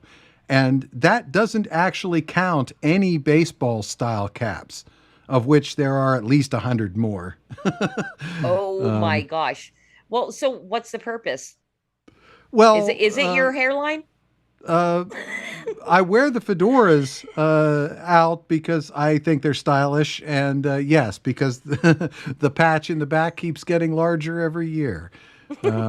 So frankly, yeah. It was funny because I first noticed it when we were putting security cameras in at the brewery. And it was the first time I had seen myself from behind in a long, long time. And I thought, oh shit, I better start wearing hats. So Oh my gosh. I have to interject my own personal story on that. When Scott and I first started dating, our I think it was maybe our third date. I took him to a party with my friends, and we were all having a nice conversation and everything. And he's not wearing a hat, which ever since then he's always worn a hat. The dudes were all hanging out, and the girls were not that far away. And so I'm kind of hearing their conversations, and something happened where they're all talking about receding hairlines. And then one of my friends turns to Scott and says, "You know what I mean, right?" And then Scott, I kind of like looked over at the same time, and he looks at me, and then he comes over and he's like, "Am I balding?" And I'm like, "Yeah, I've known it since the beginning. I still like you." And then so he decided to marry me real quick and then start wearing hats. mine isn't so Yep. much receding as it's being infiltrated. So it's good in the front, but Oh, it is. it's the further back you go, the weaker it gets. So it starts at the back and it moves to the front very quickly. yeah, it gets insidious. So, and I will tell you a true story. I had just really gotten to where I stopped cutting my hair in 2020. And it had just gotten to the length where I really wanted it, which was just about shoulder length, the way I used to wear it in high school and in the late 1970s, And it was just where I wanted it. And then I got the damn COVID. And 3 months after I got the COVID, I got a byproduct of COVID called telogen effluvia. It happens to some people who get COVID, and it makes all your hair fall out. I had never heard that. And it's supposed to grow back, but mine never grew back. But it all came out at once. I mean, it was like I was on chemotherapy. That's how quick it came out. And you also got the face freeze too from that shit. Well, yeah, I had Bell's palsy as well. That was another byproduct of the COVID. There's so much involved with COVID. Yeah. But I don't have myocarditis. I'll take a few weeks of Bell's palsy over that any day. Not that the vax would have stopped me from getting COVID anyway, right? That's we're not allowed. We are allowed to say that now. We weren't allowed to say that on YouTube before, but we are allowed to say that now. Especially since Fauci came out of the closet and opened up about what's been going on and how it was detrimental to close the schools, and he sees that now. He's backpedaling. Fucking scumbag. Pardon my French. He should be swinging from it. No, never mind. No. Tell us more how he should be swinging. From a rope, a very short rope that hangs from a very high tree. Hey, and that's something. I don't know how long either of you have been conspiracy theorists because you're paying attention, or how long you've kind of like shirked the mainstream media. But I am kind of curious for both of you guys, and we'll start with Cos because this is his show. Like, is there any like particular thing that made you go, I don't think the mainstream media is telling us the truth, and maybe the government sucks? Well, honestly, as a business person, I stopped trusting the government sometime around 2008, about the time that Obama came into office. Not that I should have been trusting of it under Bush either. There was no reason to be, but I was prosperous under Bush, so I was fine with that. Yeah. But it was when Obama came in, that was the first time that we had a new president, and I owned my own business at that time, and it was a big business at that time. I mean, we were doing $10 million a year at least in sales. So it was a substantial business where things like tax policy hurt, and things like Obamacare and, employer requirements and things like that really hurt, and as an employer. And it's the discrepancy between what the government says and what the government does from a business standpoint that became really obvious to me then. And I know by the 2012, I was posting pictures on Facebook of lemmings jumping off a cliff at people who were voting for Obama again. Not that I was in any hurry to, vote for John or whatever the hell. Jabama? Mitt Romney. Mittens was running against Obama then. But yeah, that's when I stopped trusting the government, was 2008. So none of the garbage that's come since then has really surprised me. I mean, none of what they did. Fortunately, I was smart enough to be stocked up on toilet paper by February of 2020. I thank Styx Hexenhammer for that. And my business partners will tell you they both took my advice, and they both went out to Walmart in February of 2020 and bought truckloads of toilet paper. Okay, I'm sorry. You have to. I don't know what Styx said. I do love the guy, but I don't think I was watching him at that point. Like regarding toilet paper of all things. Well, not only that, but I was coming to the weekly meetings at the brewery, and I was telling the partners things like, guys, we really need to be prepared for the possibility that we get shut down. And the partners are saying, no, they're not going to do that. The government's never going to shut down private businesses. They're Democrats, by the way. Right. Yeah. Are they still? Yeah, unfortunately they are. No, but you didn't tell me what Styx said. Like, well, why toilet paper, though? Yeah, literally, he did say buy toilet paper. He said there's going to be shortages. He said they're going to shut down the businesses. He said they're going to have he was predicting many of the things that came to pass in the next few months. And listening to him really did save my butt, because I was the one the partners were coming back to in May saying, well, you were right. Here we are. We're closed. What do we do now? And I'm like, well, Styx says hang tight, because the government's going to come in with a bailout. They're going to call it PPP or something. That's really interesting. Yeah. What platform was Styx on at the time, Cosmic? I was watching him on YouTube, and I still watch Styx on YouTube every day, although I do catch his alternative platform pieces on Rumble. Styx does an alternative piece every day that's not on YouTube. How do we find him on Rumble? But just Styx Hexenhammer 666. Yeah. One more time? Sticks, Hex, and Hammer, 666. Yeah. Sticks, Hex, in Hammer, And 666. the letter N. Letter N. You I'd told me say about him just before. it's like STYX. Yeah, I think I follow him, but I turned off my notifications, so I don't get any notifications when he's live anymore. But I didn't know he was on Rumble too. I watched him early on also, but COSMAC, did the right thing by using that for his business. Me, I was listening to a lot of different guys on YouTube. I was listening to Craig Mason. I was listening to Red Pill 78. I was listening to Adel.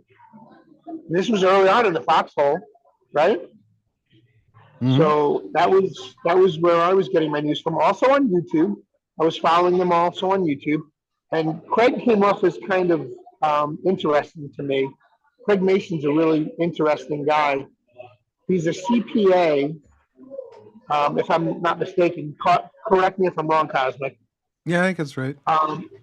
Yeah, he's a CPA, and he was podcasting during COVID every day, and he was really, and then he cut back, and then he honed his shows to a different audience. Well, same audience, but then the purge came, and everybody got the boot. He was one of the ones that was on the longest.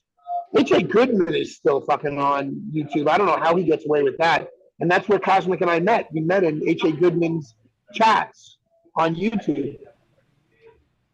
Wasn't that one of the first places we met, Cosmic?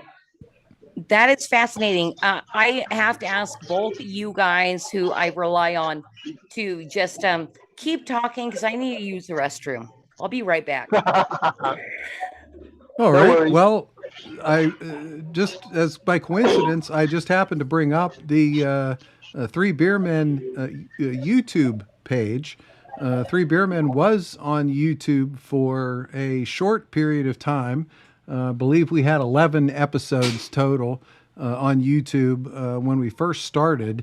But that was just at the same time that they started purging all those other accounts. So, our thought at that time was, why should we waste the effort to build an audience over on YouTube if they're just going to nuke us anyway? And literally, they did nuke pretty much every single channel that we were watching. Some of them were suspended. Some of them are still banned. Some of them are back. Most of them are back under different names. Zozo Dude has a new channel. Brad has a new channel. Brad CGZ. But yeah, we just decided to leave YouTube proactively before they bothered to nuke us. But that was also in support of the other podcasters too, I think. That was our final video on YouTube right there. Find us on Foxhole. So and that's still up on Foxhole, isn't it? That's still up on YouTube. Yeah, I just played that live from our YouTube. Yeah, I just played that live off our YouTube channel. Is there the YouTube channel is still there. And do you still have access to that? Oh yeah. I still have the original. I made the video.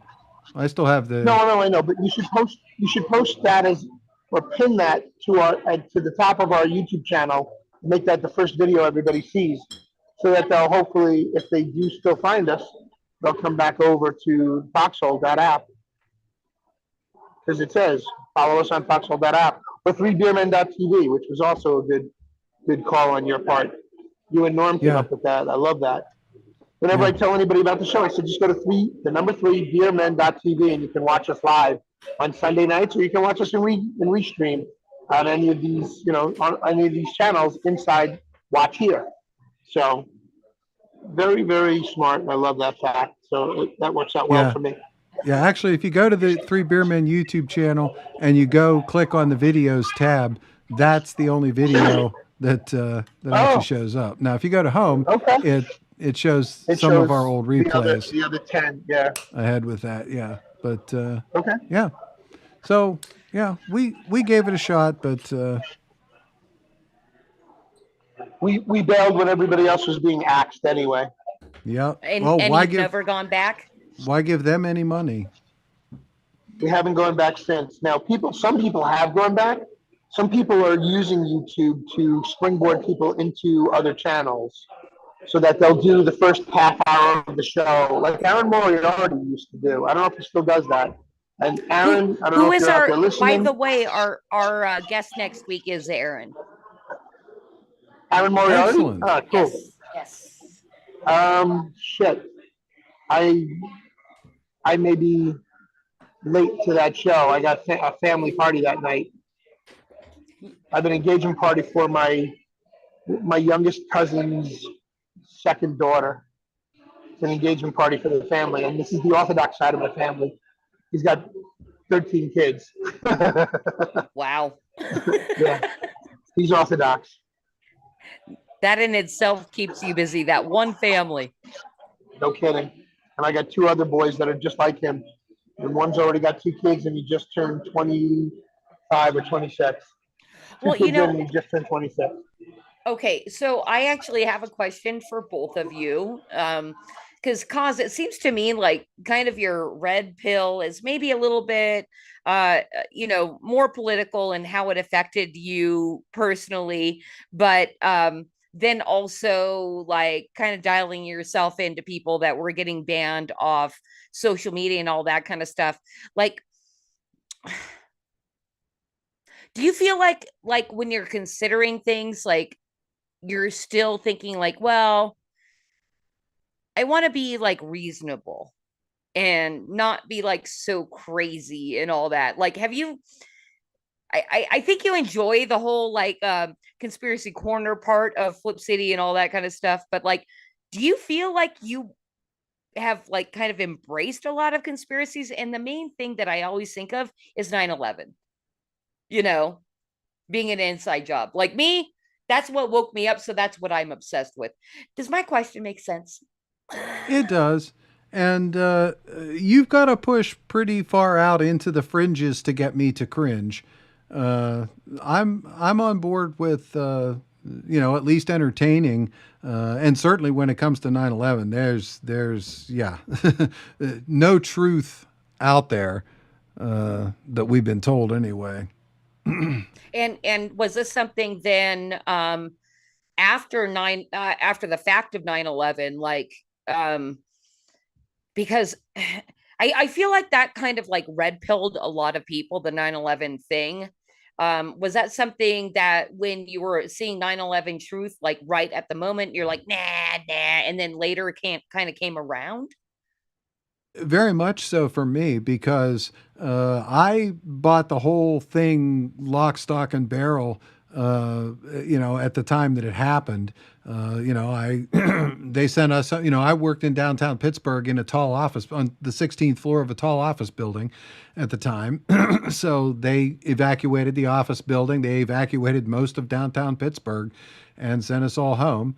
And I bought into the whole narrative. Again, I didn't really start to question things. It was probably the computer aspect of things again that caused me to even start to question that subject. It was Snowden's revelations in 2008 that finally caused me to go back and look at what 9/11 had been used for, and then made me think, well, that's just too damn convenient. Right. For that, to have happened. That's something was planned there. Now, do you guys remember the stupid shoe bomber thing? And we still have to take off our fucking shoes at the airport. That pisses me off so much. Like, what a freaking inconvenience. One of Penn Brewery's locations is in the Pittsburgh airport. So I've had to deal with airport security. I've been badged for the airport. You've got to be fingerprinted. You've got to be background checked. One of our partners had a problem because they couldn't read her fingerprints, and they were just worn off after the years. Well, they were just, she was the kind of a person who managed to wear Filed off her fingerprints finger. off. And yeah, that was all kinds of red flags trying to get badged out at the airport. That's interesting. But yeah, I once stood in the security line at the airport while the guy in front of me took an entire 6-foot rack of loaves of bread and put them through the airport, the X-ray reader one at a time to take them into the to the restaurant. Seriously, so that's how ridiculous it is. Yeah. It's so sad. Hey, I'm just gonna tell. I thought this was kind of a funny story about. Oh gosh, both me and Scott are kind of assholes when like dealing with all the restrictions and everything. But when we were going into the airport through LAX to go to January 6th, the person in front of him had a head covering, but it was religious, and she did not have to take it off.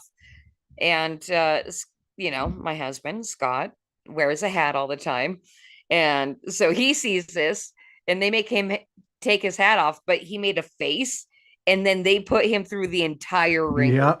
Yep. The entire, because they had to teach him a lesson. I've been in the set aside line, the extra check line. Yeah. Okay, tell me what kind of face. Show me the face you made. And that, yeah, right. I don't know what I must have looked at him cross-eyed. I'd do it. Yeah, but what about you, Bruce? So I was like COSMAC. I bought it hook, line, and sinker. I was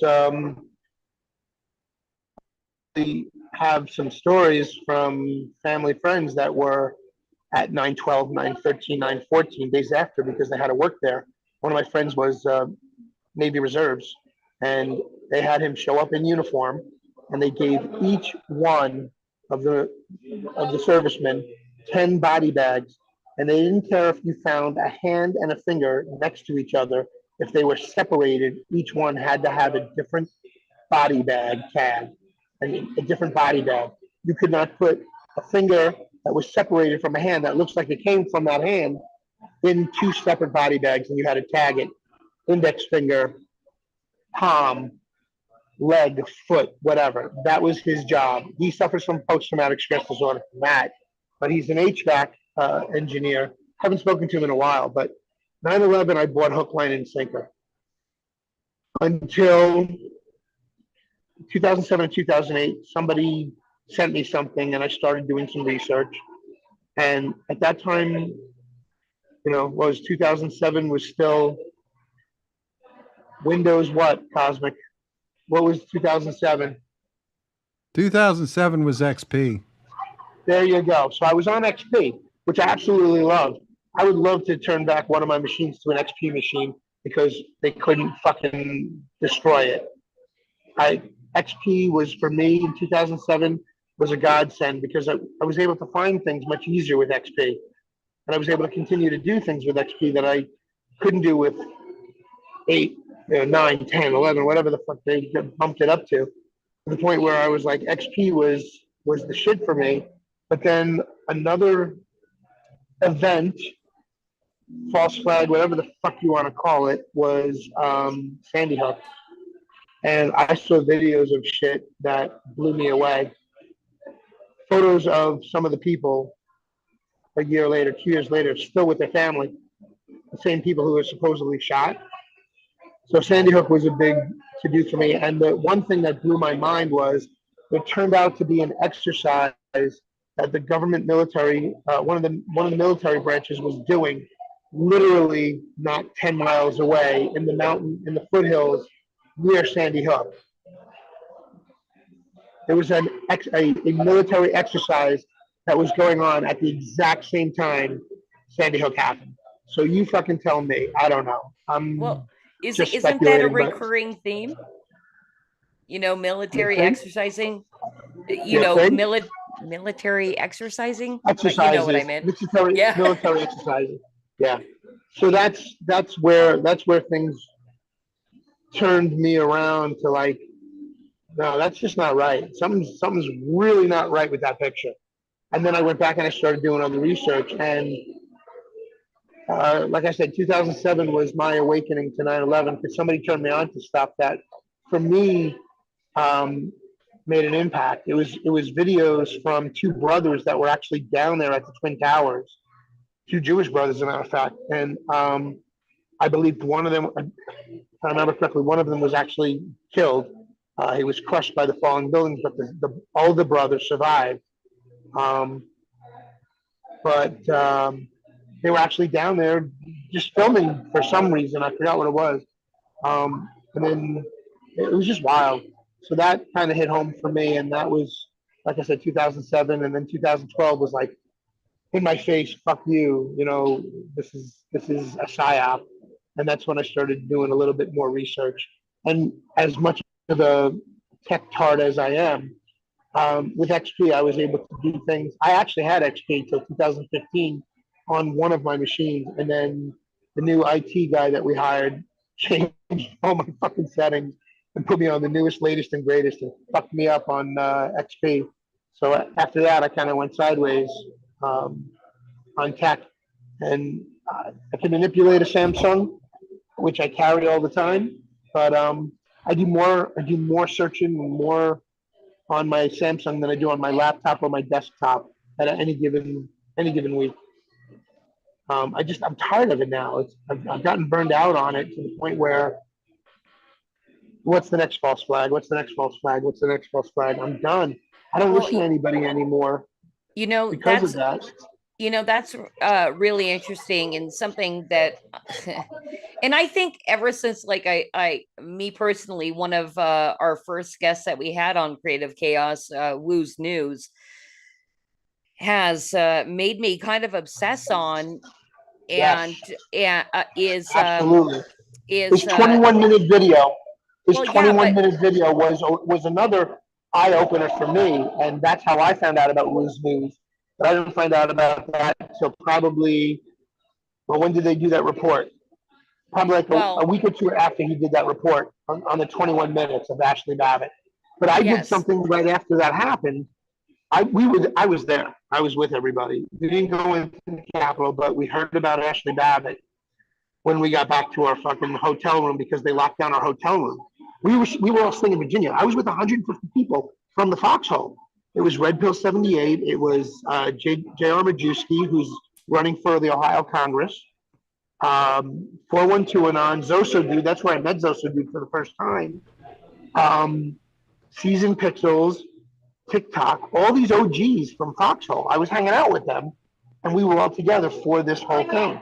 And then when we saw what went down, we all jumped back onto the train and took it back because we were staying in Alexandria, Virginia. They locked down Alexandria, Virginia on us so badly that the hotel, which was predominantly run by a lot of black people, and I am not a prejudiced person, but they shut down the hotel, and he was living and like absorbing the energy as he was throwing around his power because he wouldn't let us get food. They closed the fucking kitchen down inside the hotel dining room at 5 o'clock. Well, we literally got back to the hotel and they wouldn't let us eat. You know, that's actually an interesting story. You went down a whole nother path than what I was going to ask, but what I was going to say is just kind of, you know, you run in these circles so long, and then, you know, you believe things to be absolutely true. But with me and Woo's News in particular, which, by the way, just look up Woo's News on not YouTube because you can't trust them. Over on Rumble, look up Woo's News and look at what he's doing. Is the whole Ashley Babbitt thing. Like, I felt a literal like cracking in my head while I was watching his Ashley Babbitt thing, and like, it was the feeling of absolute release of like cognitive dissonance, and like, I can see why people can't. It can be a freeing thing, but it's also really scary, and why people like hold on to their, like, you know, pre-programmed, you know, thought processes. We have been programmed. We absolutely have been programmed. Well, and that's my question to both of you is like, have you had those experiences of like finding new information and just kind of giving into that feeling of like, okay, maybe this thing that like affects a lot of my other opinions of the world and forms my thoughts, I mean, have you had those feelings? And, for you, what were they? I don't believe I ever suffered from cognitive dissonance as you did. I knew there was something going on, and I always danced to a different drummer. I think it's my ADHD because I was a boob tube child. I'm the tail end of boomers. Cosmic and I are the last year boomers were quote unquote born. So we're considered boomers, but I identify more with millennials. Gen But I X. also, Gen X. I do identify with Gen X because I graduated college in '86, and I was very much into the Gen X music scene at that time, which was alt rock and very heavy stuff. So I was in a different mentality back then, but I still was not following. I was always the rebel. I was always the fucking rebel. I was the class clown back in elementary school, not because I was the class clown, but because I was ADHD. And so I made people laugh. And I got a charge out of it. So the more stupid shit I did, the more funnier more harder people would laugh. So I was kind of the class clown for a little while until they started picking on me because I was the first one to get glasses and the first one to get braces. And so then I was the smallest one in school too, which is why I started studying and practicing different forms of martial arts at the tender age of 12 years old. And I studied for a very long time.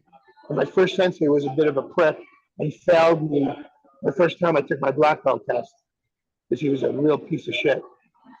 But he thought he was teaching me a lesson. Whatever. He was an ex-Marine, never an ex. Once a Marine, always a Marine.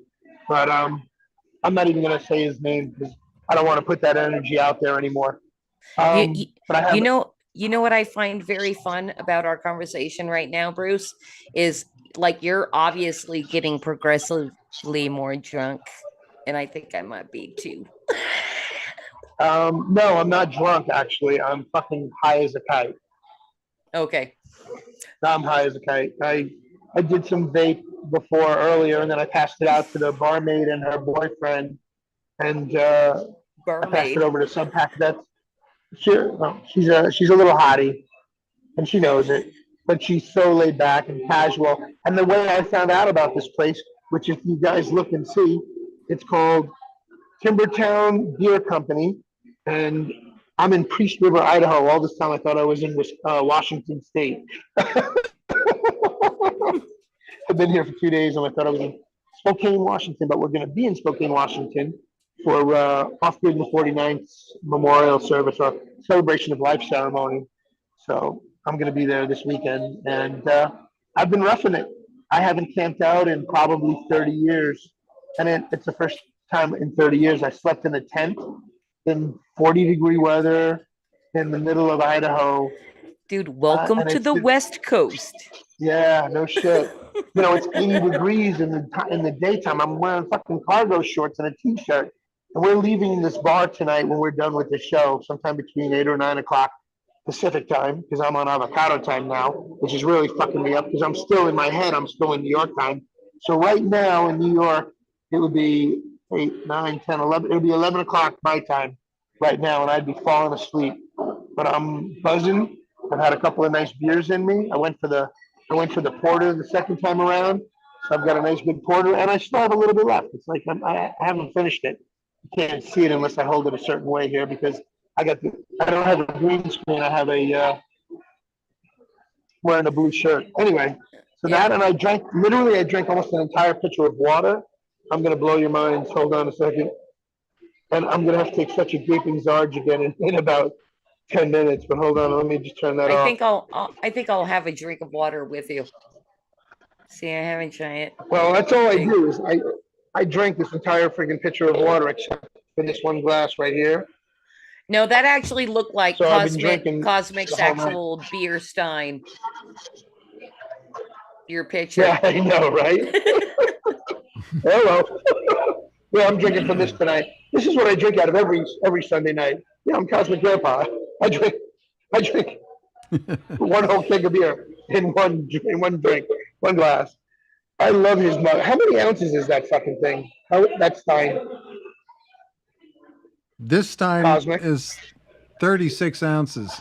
It will hold 3 full bottles of beer. Ounces. Yeah. Yep, 36 ounces, which is probably what this is. I don't know, it just says made in Mexico. But that's probably about the same size, no? The pitcher? 36 ounces? It's 30. pitcher's probably closer to 60. Really? No. Seriously? That's funny because I was gonna guess 120. Nah, pitcher's going to be closer to 60, 64. I probably drank about 50 ounces of it, and I am gonna have to take another gaping zard. So you'll have to excuse me for a moment. So please carry on, Christy. Ask our guests more questions. Well, while I mean, take a gaping zard break. I had a question I asked both of you about cognitive dissonance. I don't know if you stored any of that information, cause I didn't really know. I kind of missed that one. yeah, no, I don't think it matters that much. Hey, is there any guest that we've had on Creative Chaos thus far that has made you, kind of question your own beliefs or go any further into it? But I know you're also producing backstage, so I have no idea how much you're actually paying attention to the show. Oh, I listened to everything. Or are there people that you're like, this person's crazy? There have been a couple of those, but I don't want to obviously say anything negative about a guest because they're the guests. That's I'm not going to badmouth a guest. Yeah, that's interesting. You're I can just imagine you backstage there. You're like, what? What are they saying? But yeah, no, back to you though, cause I was actually kind of interested in well, let's see what we did not cover here. We have not talked much about the brewing company. Because you had said you like German beer so much that you bought the German brewing company. What is the history behind the I forget the name of the brewery now. Penn Pennsylvania. Brewery. Penn Brewery, yep. Yep, Penn Brewery. Well, Penn Brewery was originally founded in 1986 by a fellow by the name of Tom Pastorius, who had spent 13 years over in Germany. Give me just 1 second here while I see if I can't find that. Okay, there, that should take care of the Bruce noise for a bit. Okay. So Penn was founded in 1986 by Tom Pastorius, who had spent 13 years over in Germany in the military. And when he came back to the United States after 13 years of drinking German beer, discovered that he could no longer stomach American beers. So he founded his brewery. It was originally a contract brewery.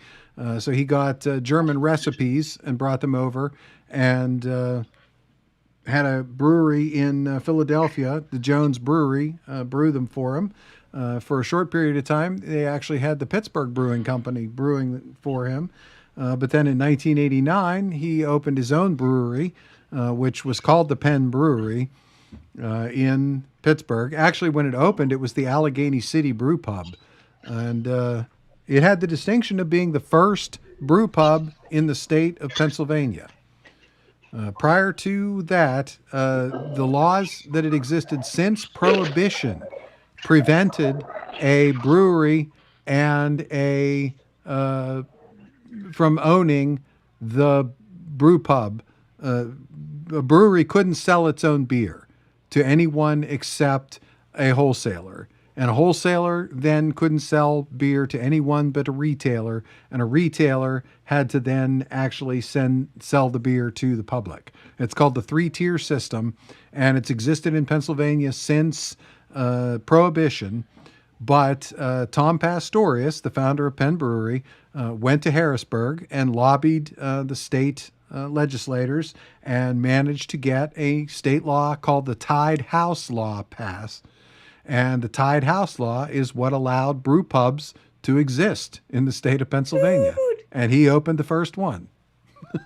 That's pretty cool. Now, do you have any idea of how that might have affected like laws in other states or anything like that? Because I love craft breweries, and it kind of seems like, gosh, maybe in the last 15 years, it's been like a major thing, where it kind of you can pick and choose, you can go to a brewery and find a lot of variety. I guess is what I'm saying. Yeah, bars and tap houses with more than 10 taps were really not a thing until around Y2K or thereabouts. Starting in around year 2000, you started to see the rise of the specialty brew pubs. The brew pubs where you would have that whole wall of taps, 15, 20, 25 different beers on tap at one time. And but that was right when the craft beer revolution was taking off. I'm super excited for beer. I'm happy we're alive for right now, because I grew up, one of our things in our family was being able to twist off the top of my parents' beer, and it was always MGD, and I just couldn't imagine surviving on that. As far as I probably wouldn't like beer, if that was the only thing available. And so on that note, what is your favorite style of beer? Is it kind of like the German lager, or do you like browns? It is very much the German lager. I was never a fan of the real hoppy IPAs. I'll drink them now, but still not a huge fan of them. And but yeah, the traditional German lager style. To be perfectly honest, until I got into craft beer, I was drinking literally junk beer, Keystone Light, Milwaukee's Best. I wasn't drinking for the taste. Put it that way. Yeah. What do you think about the people that are still fans of Pabst Blue Ribbon?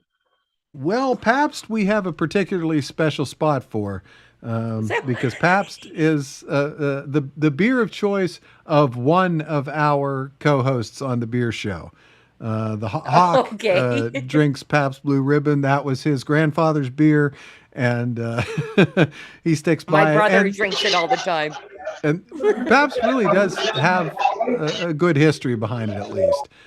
So it's a good beer to be behind, compared, say, to Bud Light. Hey, what was the one that on the inside of the cap had the puzzle? You guys have to know that. I can't remember what it was called. He's just Googling. He doesn't know. Yes, I don't know offhand. Yeah. You don't know either, huh, Batman? All right. I can see what you said. He said, "No, I don't," even though you're muted. Hey, what about your friends? What about your friends out there that you're all hanging out, your pilled friends, who I happen to have crossed paths with at least once? Like, I'd be happy to say hi to them. I wish I could. You're still muted.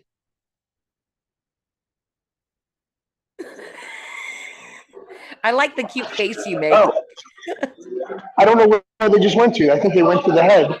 So they'll be back. But yeah, that's Subpack Vet and creative writer.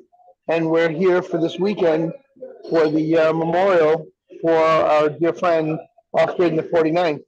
And if anybody's out there listening and wants to be part of it without having to be able to, because you can't get out this way, Cosmic and I have tried to work something out, and we won't know if it's going to work until literally the day of. So on Saturday, the 22nd, around 12 noon, when we're supposed to be having the ceremony, I am going to be streaming live as long as I have Wi-Fi access of some kind or cellular service of some kind. It may be spotty because literally he is off grid. He lived off grid of the 49th parallel, and he's literally between Spokane, Washington and the Canadian border. So he literally was off grid on the 49th parallel. So if you ever take a map and you have one with the parallels on it, the longitude and latitude, look for the 49th parallel in between Canada and Spokane, Washington, and you hit that 49th parallel, and you're pretty close to where his property is. And so that's really cool. So we're going to be camping out up there.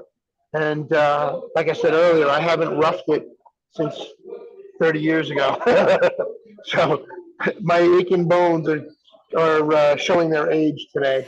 And that's the thing too. And I got to ask you, because I think it's such a part of our culture on the West Coast to just camp and do those kind of things. Is that not something either of you've done? Because you guys are, east of the Rockies.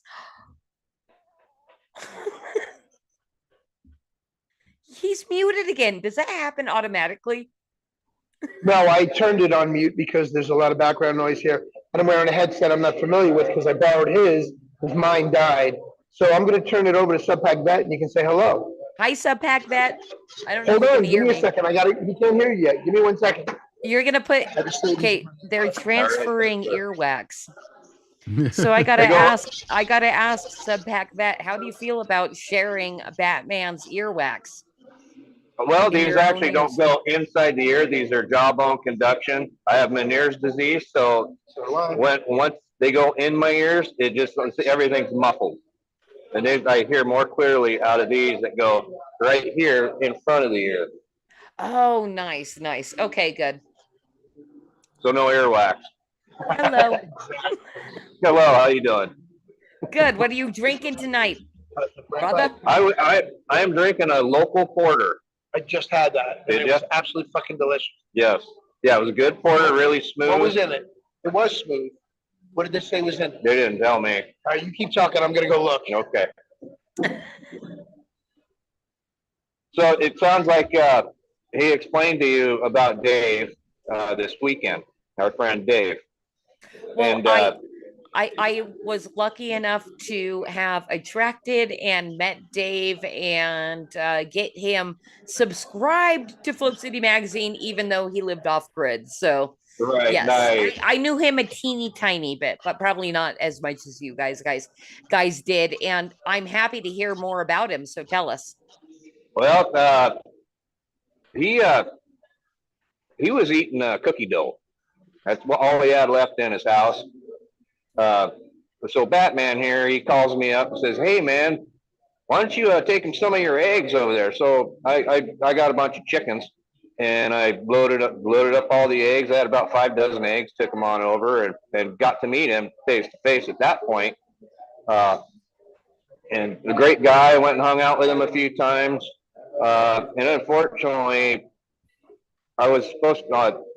The weekend he died, I was supposed to go help him the following Tuesday set fence posts for his own chicken coop, and I was going to hatch out some eggs for him so he'd have his own chickens. But unfortunately, he passed. Got a call from his mother, who happens to call me the Eggman, so I'll finally get to meet her. It's funny because I think I had heard rumors of the Eggman. So you are that mysterious man. That's me. That's okay. me. Yeah. No, Dave was a good guy. We all miss him. And he lived about 20 miles away from me. I'm just across the border in Idaho and Priest River. So it was, short John over there. WC Crane Op got to meet him. We helped trip out his well pump because it went bad. So we pulled that out and got it replaced, got everything fixed on it. And so he had water again. He'd actually have to run off of a generator. He'd have to fire up a generator just to get water pumping. But man, that guy was tough as a $2 steak. He was living it. He definitely was. Hey, now are you an off-grid liver? No, I actually have power. I'm building a house right now. It's going to be about 3,000 square feet when I'm done.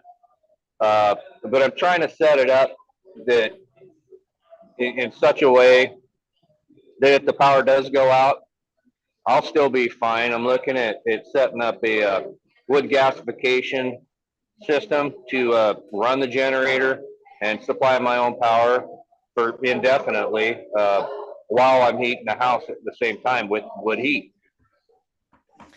All an enclosed system. Yeah, talking over my head, but I appreciate that. I appreciate your grind.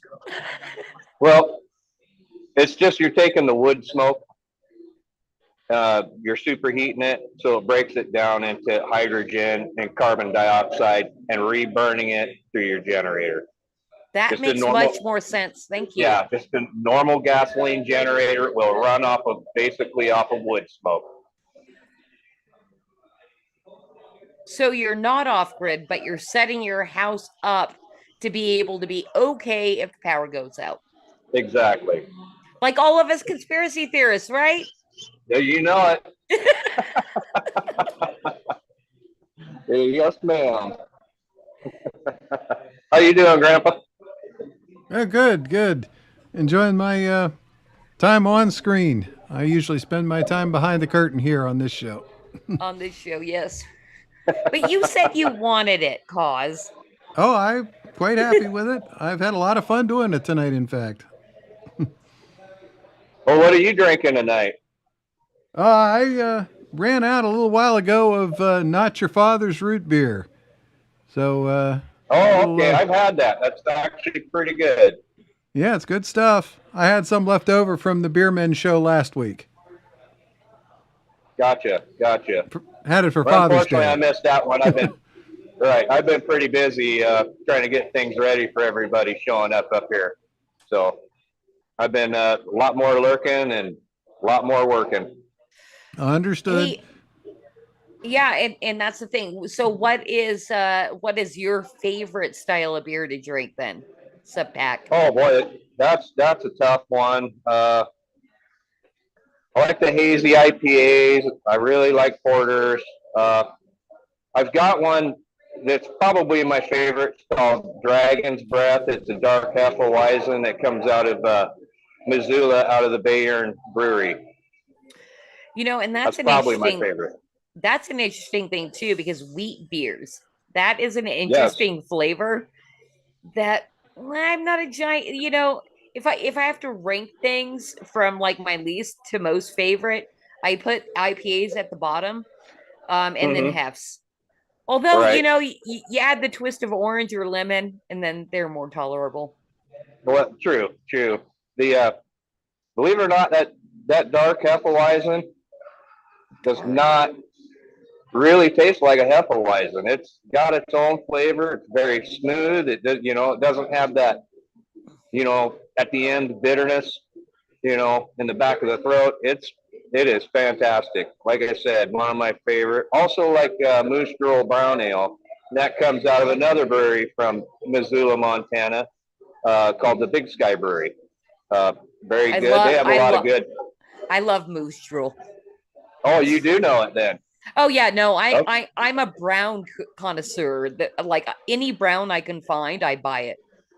Okay, well, I would definitely suggest trying the Dragon's Breath then, because it's very similar to Moose Drool. All right, believe it or not, yeah, will do. It's good. And have you brewed yourself before? Are you a brewer? Hold on one more time. It got a little loud in here. Do you brew yourself?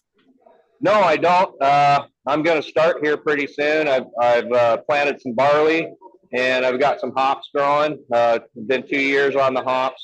Just waiting for it to mature a little bit, another year, I think, and then I'll go ahead and start collecting the hops and going gangbusters. That's not even what I meant. Like, have you ever even done from a kit? But damn, you're going full steam. Yeah, I've done some of the Mr. Beer kits. Wasn't very impressed. So, what about you, Cos? I never asked.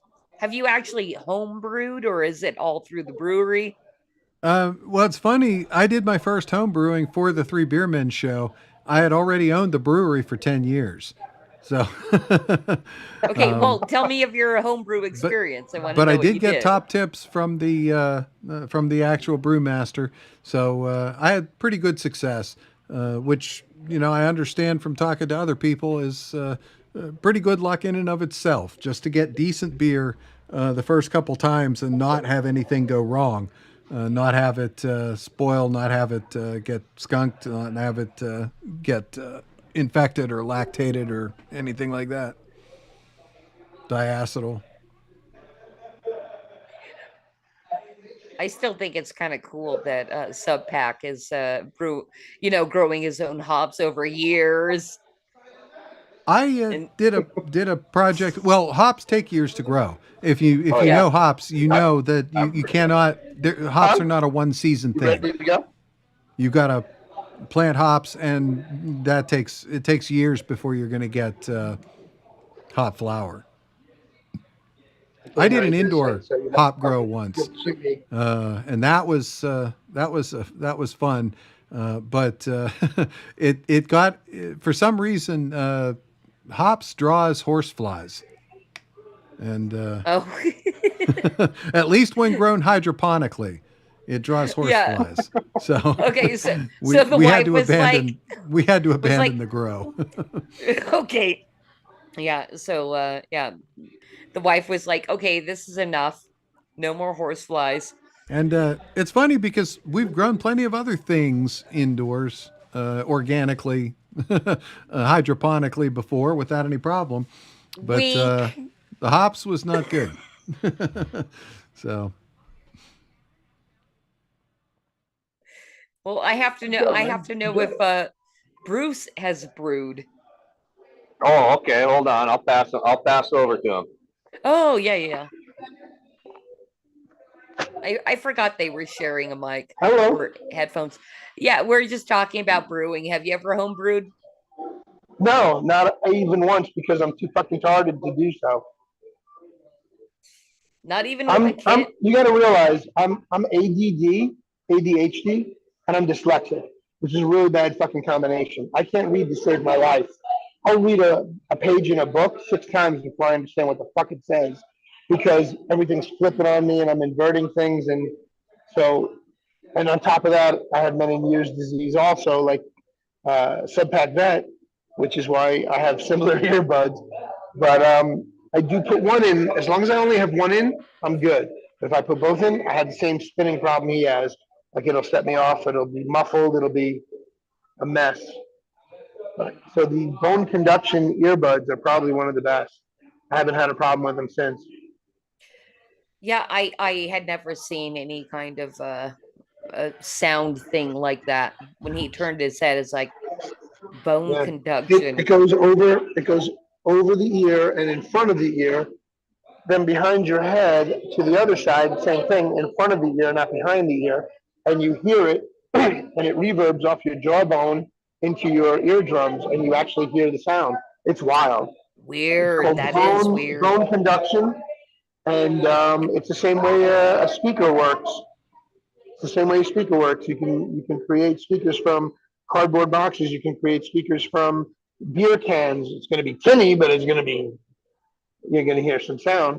But those are the type of things. It's bone conduction. It's the reverberation off of the ear canal from outside the ear, which is really cool. Anyway, that's my tech talk for the night. That's as far as you get from me. Yeah, I love the tech talk from the analog man. And Cos seemed to have turned off his hat. Maybe he needed to adjust his hat or put a different hat on. Hey, I think it's time to close out the stream. I would agree. You guys feel good about it? I enjoyed it very much. We had a good time. I'm looking forward to hanging going out back and- behind the curtain next week, but I enjoyed coming out from behind the curtain once. I enjoyed having you come out behind the curtain tonight, and it felt way more like a chill stream, especially after last week's, full on FAFO stream. Yeah. So That yeah, was cool. I took a back seat on that show because we had so many amazing guests. dude, Dr. Clown was a shocker. He was a shocker for me last week. I'm glad So, he showed yeah. up. He was funny. He was hysterical. He was hysterical. And for anybody interested in finding out more about Flip City, I just have to direct people to last week's FAFO stream on Creative Chaos, because we read a bit of good content, Flip City content. So if you want to know more about us, go to that stream or flipcitymag.com. But you guys, where can people find you? You can find us at 3beermen.tv, and from 3beermen.tv, that will take you everywhere you could possibly want to go. That's got our links to X, Pill, DLive, Twitch, Rumble, and Odyssey. It's got our latest news, and it's got an archive of all of our shows going all the way back into history. And you can find out what we were drinking on that show. Like, for example, if I pull up the Drinking with the Stars show, you can actually see that I was drinking Hyperwarp and Norm was drinking Heineken. And on the Quantum show, the Quantum Cheese show, Norm was drinking Dank Little Thing, Bruce was drinking London Gentleman, and I was drinking Bubbles Rosé Fruited Ale. So That's really cool. I had no idea. Yep. So everything you could want to know about us is on 3beermen.tv, but we are on all of those places that was just listed there. We're Pill, DLive, Twitch, Rumble, Odyssey, and as of last week, X. We did our first show on X last week, and once again, I've got to credit Christy for that. We would have never tried X if I hadn't done X for this show first. So There you go. Nice. Yay. Yeah, it's interesting. I love helping because in the most, I have to say, I love helping in the most lazy way. we've had the most success with that 3beermen.tv site. Anybody wants to find us, that's where they can find us, 3beermen.tv. And I would very much like to encourage everybody out there to tune in this Sunday at 7 Eastern, 4 Pacific, for this week's episode of 3 Beer Men. We're going to go a little deeper into the computers, but not too deep. And we've got lots of other things on our Comfy AF Sunday afternoon show. So please join us there. That's right, because you guys are 7 p.m. Eastern, right? Right. Yeah. We take the early slot. We go 7 to 9 Eastern because Zoso Dude then comes on right after us at 9 o'clock. So we're kind of a tag team. We pass off to Zoso, and it gives everybody 4 good solid hours of Sunday evening entertainment. There you go. Hey, real quick, did you guys get to show any of the pictures from my journey out here yet? Even though I wasn't in the chats? We did. I wasn't on yet? Yeah, Okay, cool. we opened with my own, what I know about Dave and off the grid in the 49th. But if you want to say anything about Dave, please. Yeah, well, first I want to thank Subpack Vet for picking me up from the airport, brought me out to his place. Roughing it in a tent he provided for me with a blow-up mattress. I bought the sleeping bag. I have a Sub-Zero bag, and I needed it. Oh, that's funny. Can you hear me? Yes.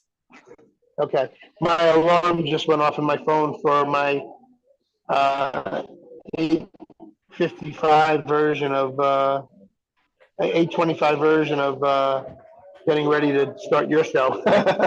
My alarm's still set on New York time, reminding me to get into the Zoom in another 35 minutes. I know we've been So, sitting here getting Dave. drunk and having a good time already. Yes, we have. So this weekend is the memorial. This Saturday will be the memorial for Dave, which is off-grid in the 49th. He was a Foxhole family member who leaned on us to be his connection to reality when he was living off-grid for, I don't remember how many years. I want to say last 10 years, Cosmic. Mm-hmm. Sounds right. So he's been living off-grid in this little shack, but prior to the shack, he had a 2-story house that his aunt came to watch for him while he was out because he had pets at the time, and she accidentally lit the house on fire, or something happened and caused the fire and burnt his house to the ground. And so the shack that he's got on the property now, he built by himself, and he did all of this with only one hand. And you didn't know he only had one hand because he never went on camera. If he didn't tell you, you wouldn't have known.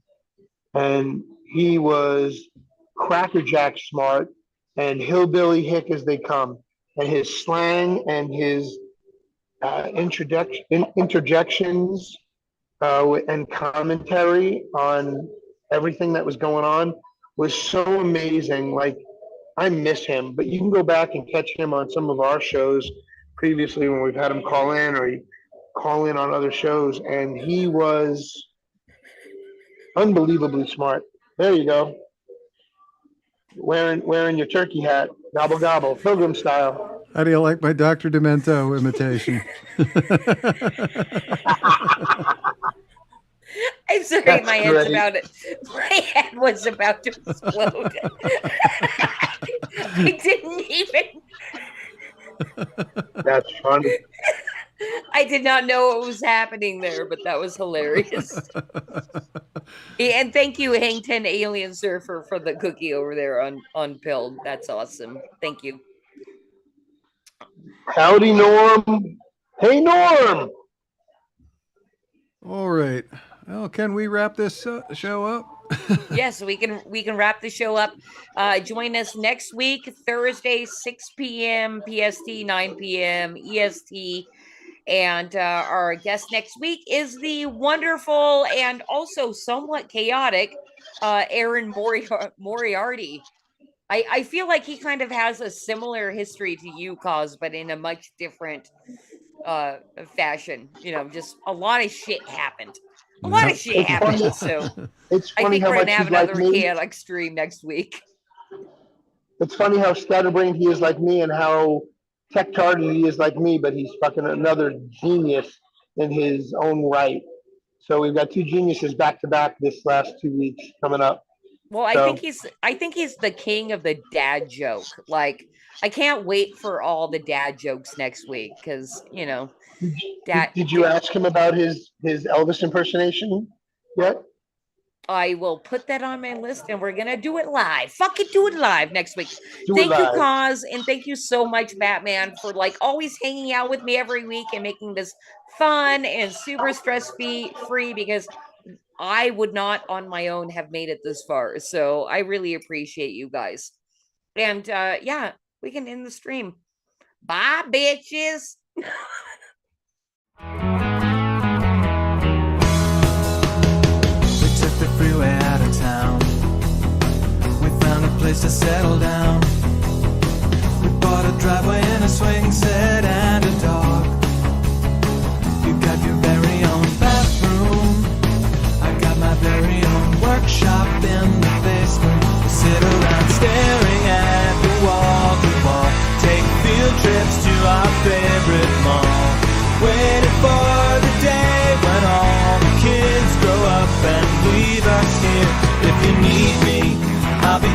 downstairs with the shop vac. You can call, but I probably won't hear you because it's loud with the shop vac on. You'll be okay, 'cause you'll be upstairs with the TV. You can cry and I probably won't hear you because it's loud with the shop vac on. We hung a flag above the door, checked out the gourmet grocery store. I bought a mower I can ride around the yard, but we haven't got real friends, and now even the fake ones have stopped calling. Maybe if you forget to hide the keys, I'll take a ride to Applebee's. Come home drunk on daiquiris and throw up on the neighbor's lawn. If you need me, I'll be downstairs with the shop vac. You can call, but I probably won't hear you because it's loud with the shop vac on. You'll be okay, you'll be upstairs with the TV.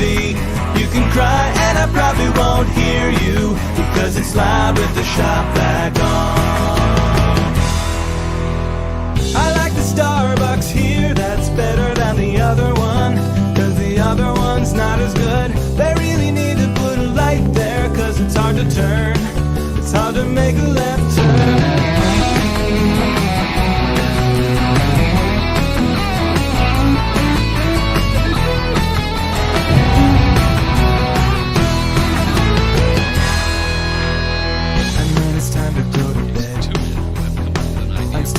Inside my head, floating up above the house and looking down. I guess I gotta go back there. Guess there never was any other answer.